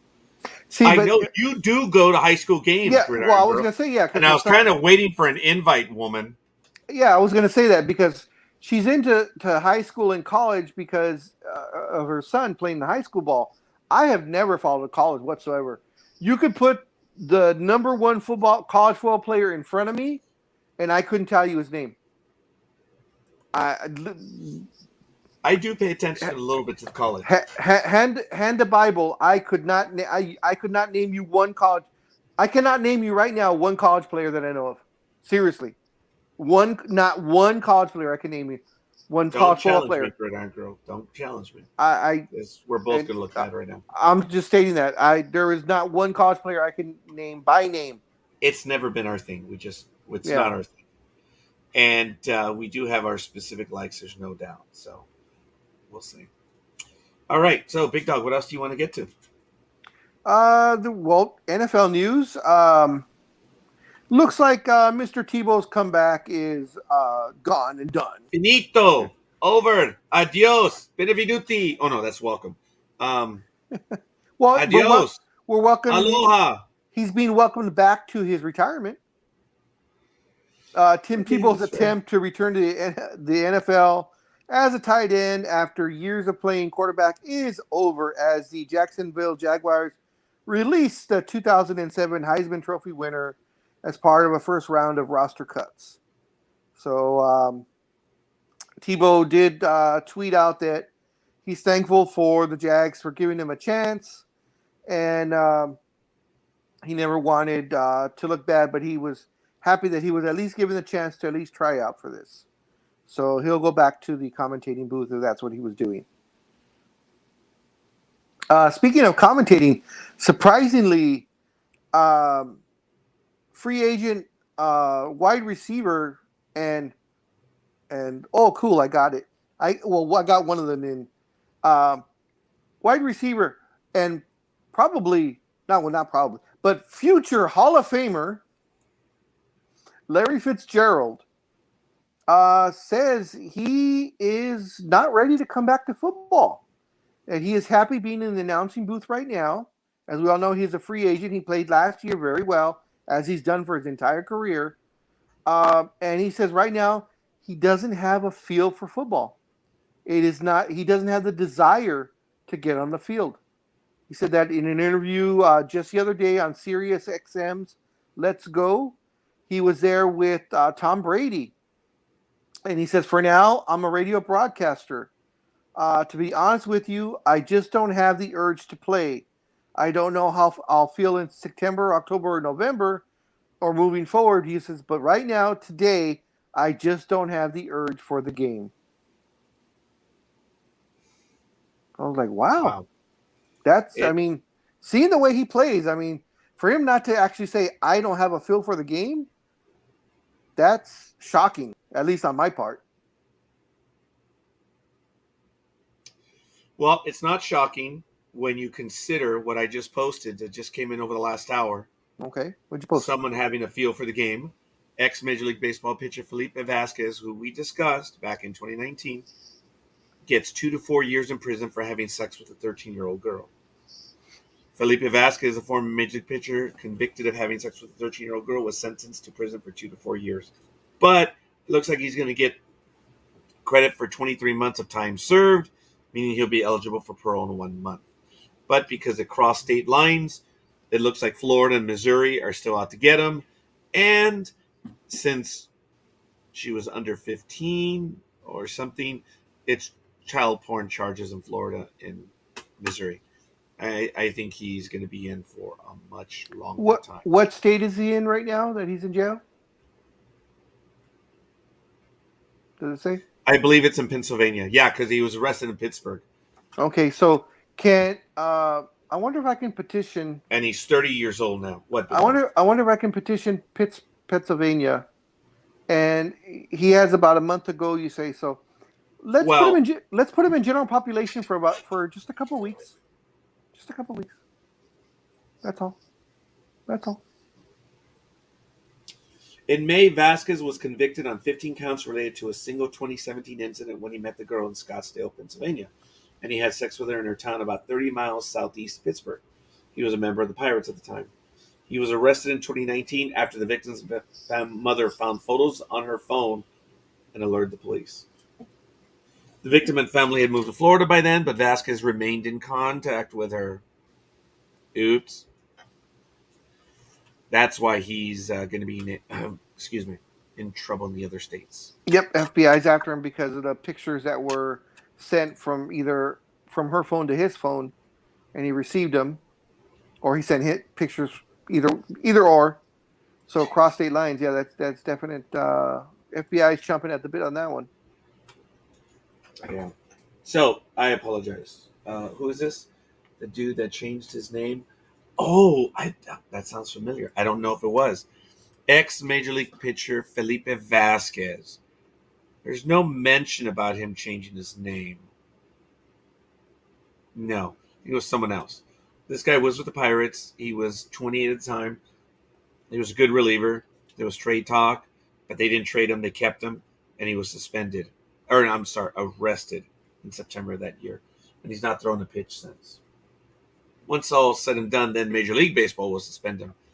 So I don't think he's ever going to pitch another game ever again in Major League Baseball.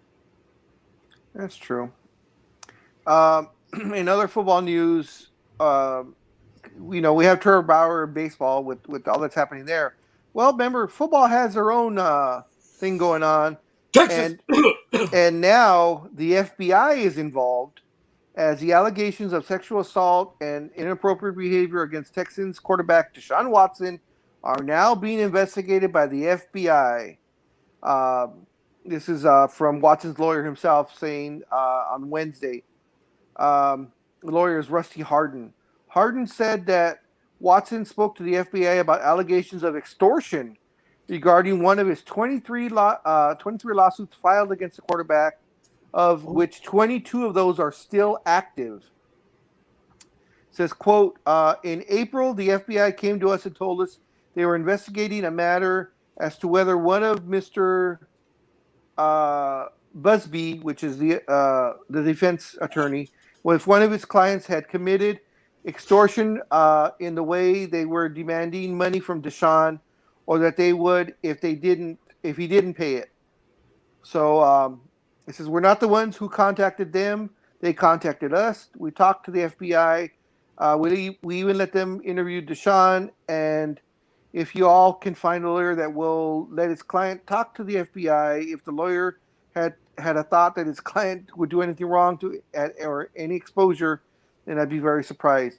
So it's not extortion on Deshaun's part, but one of the aforementioned people that have filed a suit against him, that they were trying to extort money from him.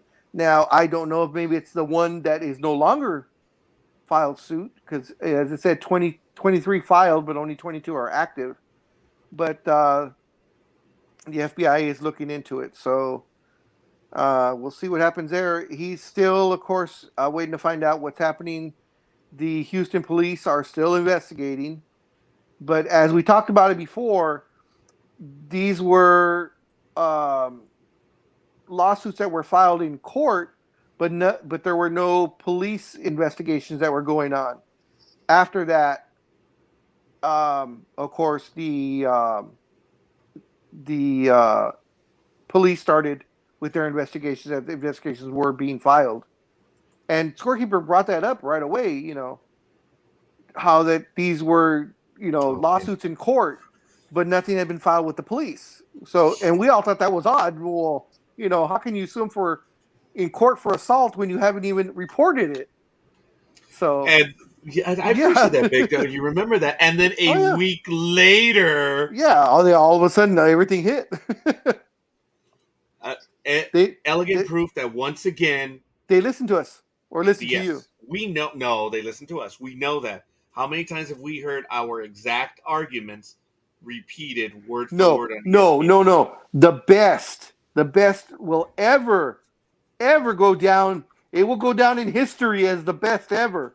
Was the whole Barry Bonds West Coast contract, and ESPN picked up on that. That was hilarious. Refresh our memory, Scorekeeper.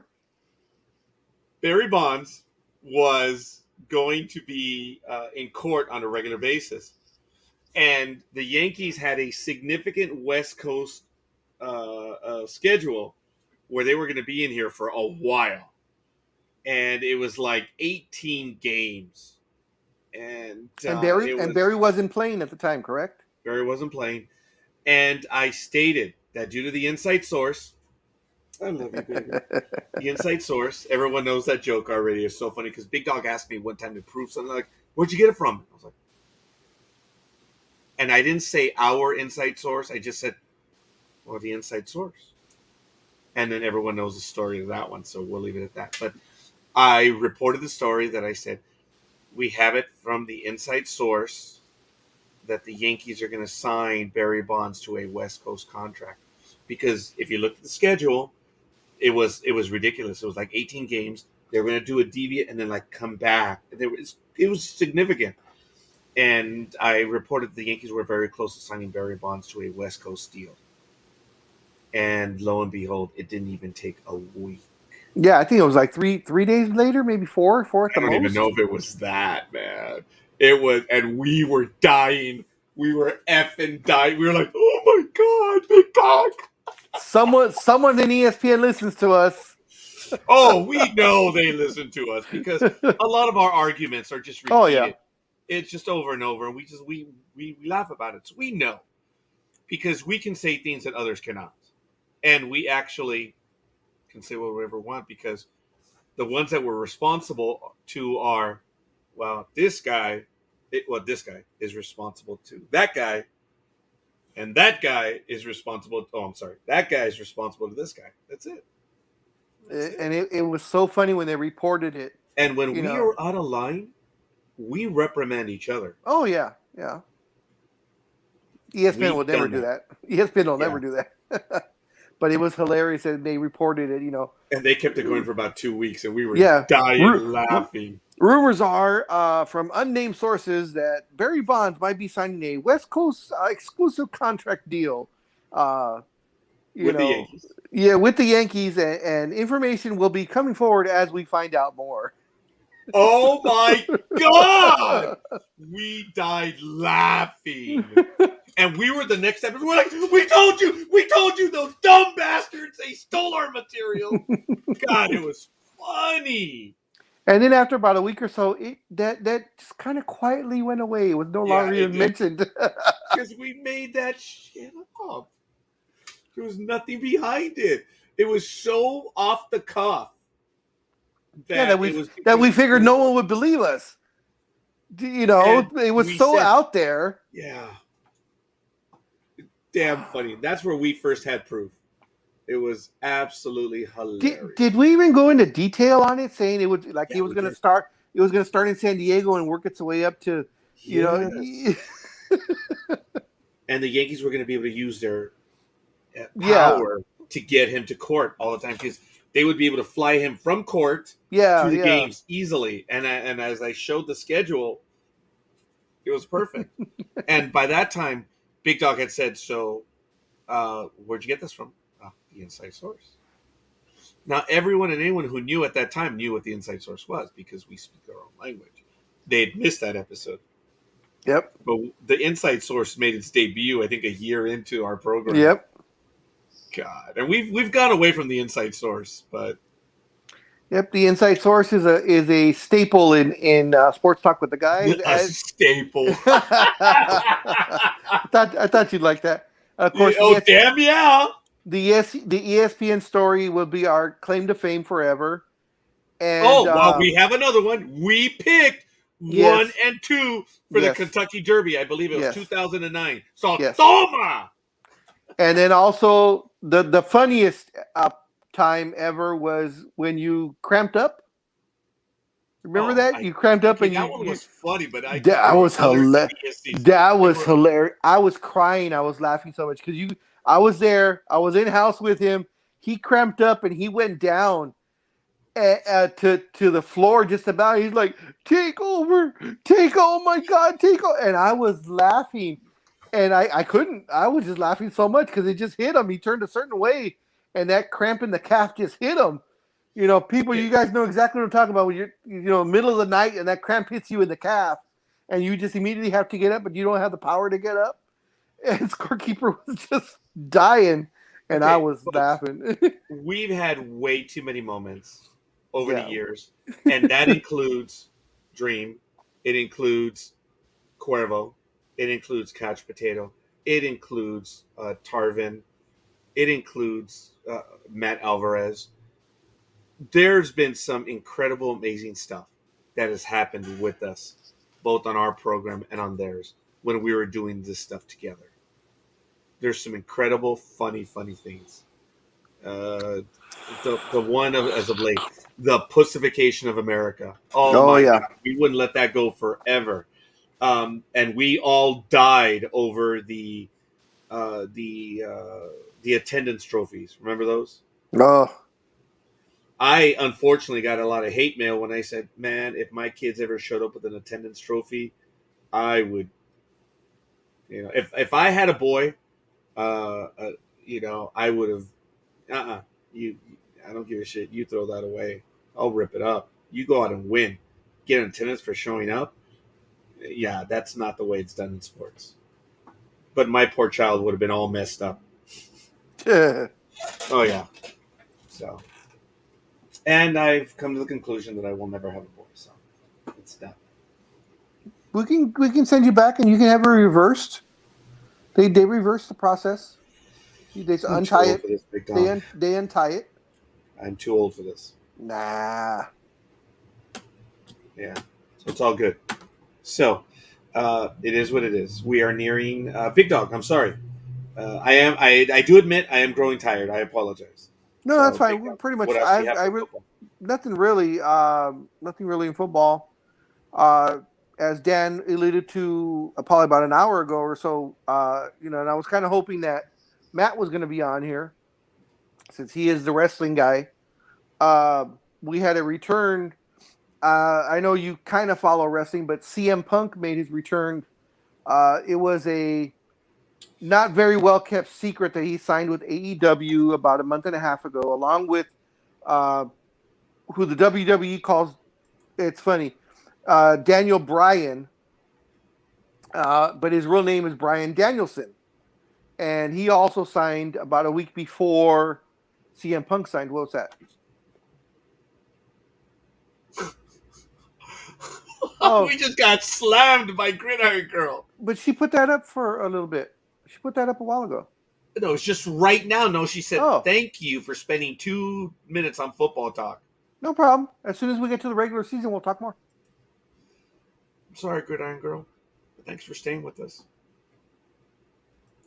But if you go to a game, woman, I've seen that you've been blocks away from the house when you go to these high school games. Let me know which one you're going to. I would love to go to a high school game. I haven't been one in a while. I have more time in the world now, woman. I've told you this. I was out yesterday. I did have a good time. I will tell you that much. So I'm going out more often. I'm not staying home. They're going to shut us down again. So I might as well get out there while I can. So that's why I'm going to San Diego today. So we'll see. Gridiron Girl.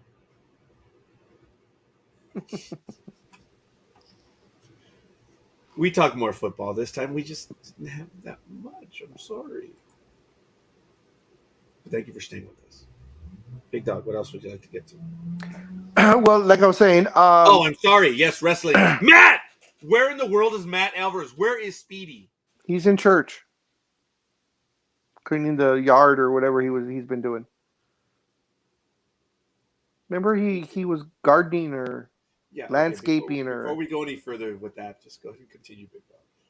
blessing the grass or something. I don't know what he was doing. I think he's blessing the grass, yes.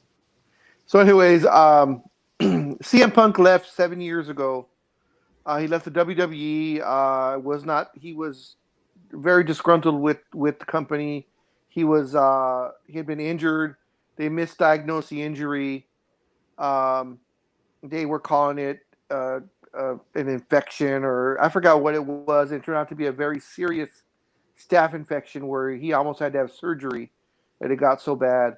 But he left the company. Said he was just tired of wrestling. Period, and made his triumphant return yesterday on AEW's Rampage, which is their Friday show. This was only their second week, but they were in his hometown of Chicago. And, of course, they're promoting the big all-out pay-per-view on Labor Day weekend, September 5th. So he made his return yesterday. He talked for about 10 minutes talking about his return. And he will be wrestling on that pay-per-view against Darby Allin. He looked really old. He's a lot thinner than what he was when he was wrestling. And that's probably because when he was doing his trying out for the MMA, which he did not do very well. I think he had 2 or 3 matches, and he got the shit kicked out of him in the first round each time. And each time was shorter than the other. Beep! Oh, I'm sorry, Big Dog. What was that? I'm sorry. I know I'm not supposed to say MMA on the air. I'm sorry. Mixed martial arts. Yes. So he's a lot thinner. As I said, he looks really old for being only 42. He looked old, but we'll see how he does when he wrestles. As I said, they also signed Daniel Bryan, which was his WWE name. He will go by his actual name, which was in a twist. It was very easy for Vince McMahon to change it because he was called Daniel Bryan in WWE. His real name is Bryan Danielson, so he'll go by that name. He'll go by his true name, as they do in AEW. They go by their real names.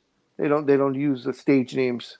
So we're waiting for him to make his debut in AEW. I'm pretty sure it'll probably be at All Out.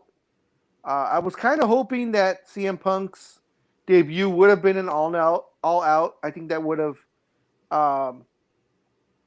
maybe been a little bit more significant if he came out during a pay-per-view. But I see what they were doing there. They wanted to promote the pay-per-view, so good for him. We'll see how he does. He was probably one of the better technical wrestlers out there, so we'll see what he's got left. As I said, he hasn't wrestled for 7 years. That is a lot of ring rust or rust whatsoever. Yes, CM Punk is Phil Brooks. You're right, but he is not going by Phil Brooks in AEW. Most guys will go by their indie names, and he went by CM Punk throughout his indies. Bryan Danielson went by his real name in the indies, as did say Adam Cole and a few others. So, but I get your point. So it'll be interesting to see. It will also be interesting to see if his wife AJ Lee returns to wrestling. As she has not wrestled in a while. She wrestled WWE also, but she's an author now. She's had some mental health problems and dealings with that, and she's wrote a few books about how to deal with it and how she dealt with it, and has done very well with that. So I don't know if she'll take time out from that to become a wrestler again. That's about it. Oh, SummerSlam's this weekend. If anybody wants to see it, actually, it's today, which is very interesting because pay-per-views are usually on a Sunday. Yeah,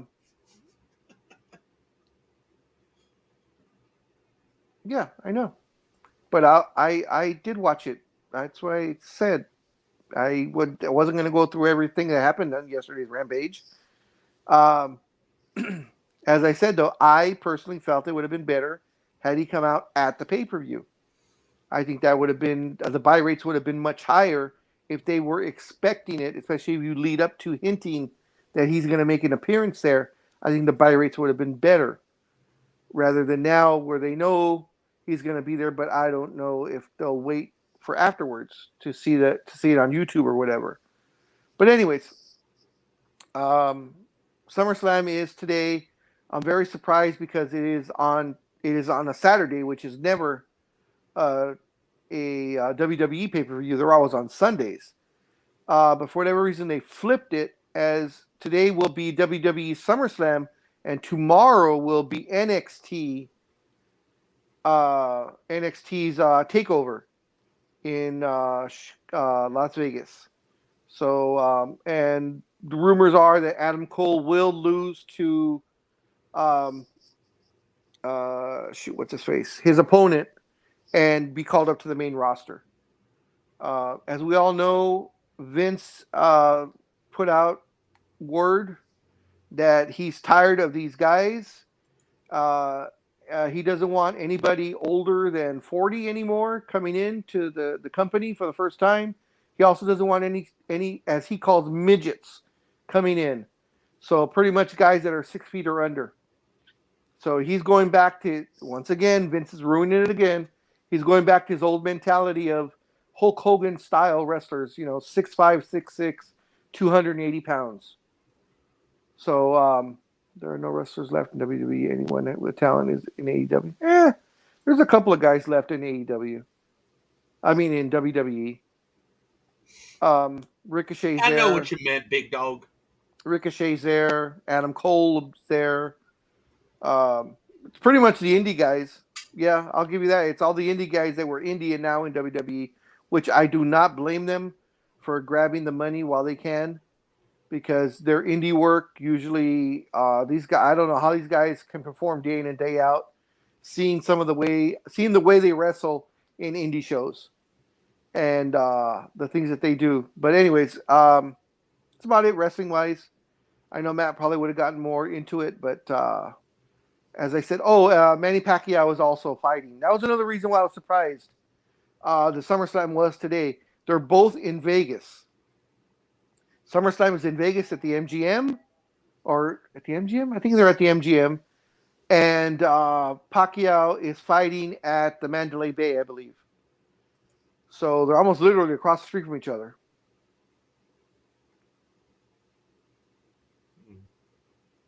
Okay. I didn't say they had. I didn't say they had anything like them. I just said there are quality wrestlers in WWE. I might put Ricochet in with that group. He could definitely have great matches with Sammy Guevara and Jungle Boy. Definitely MJF also.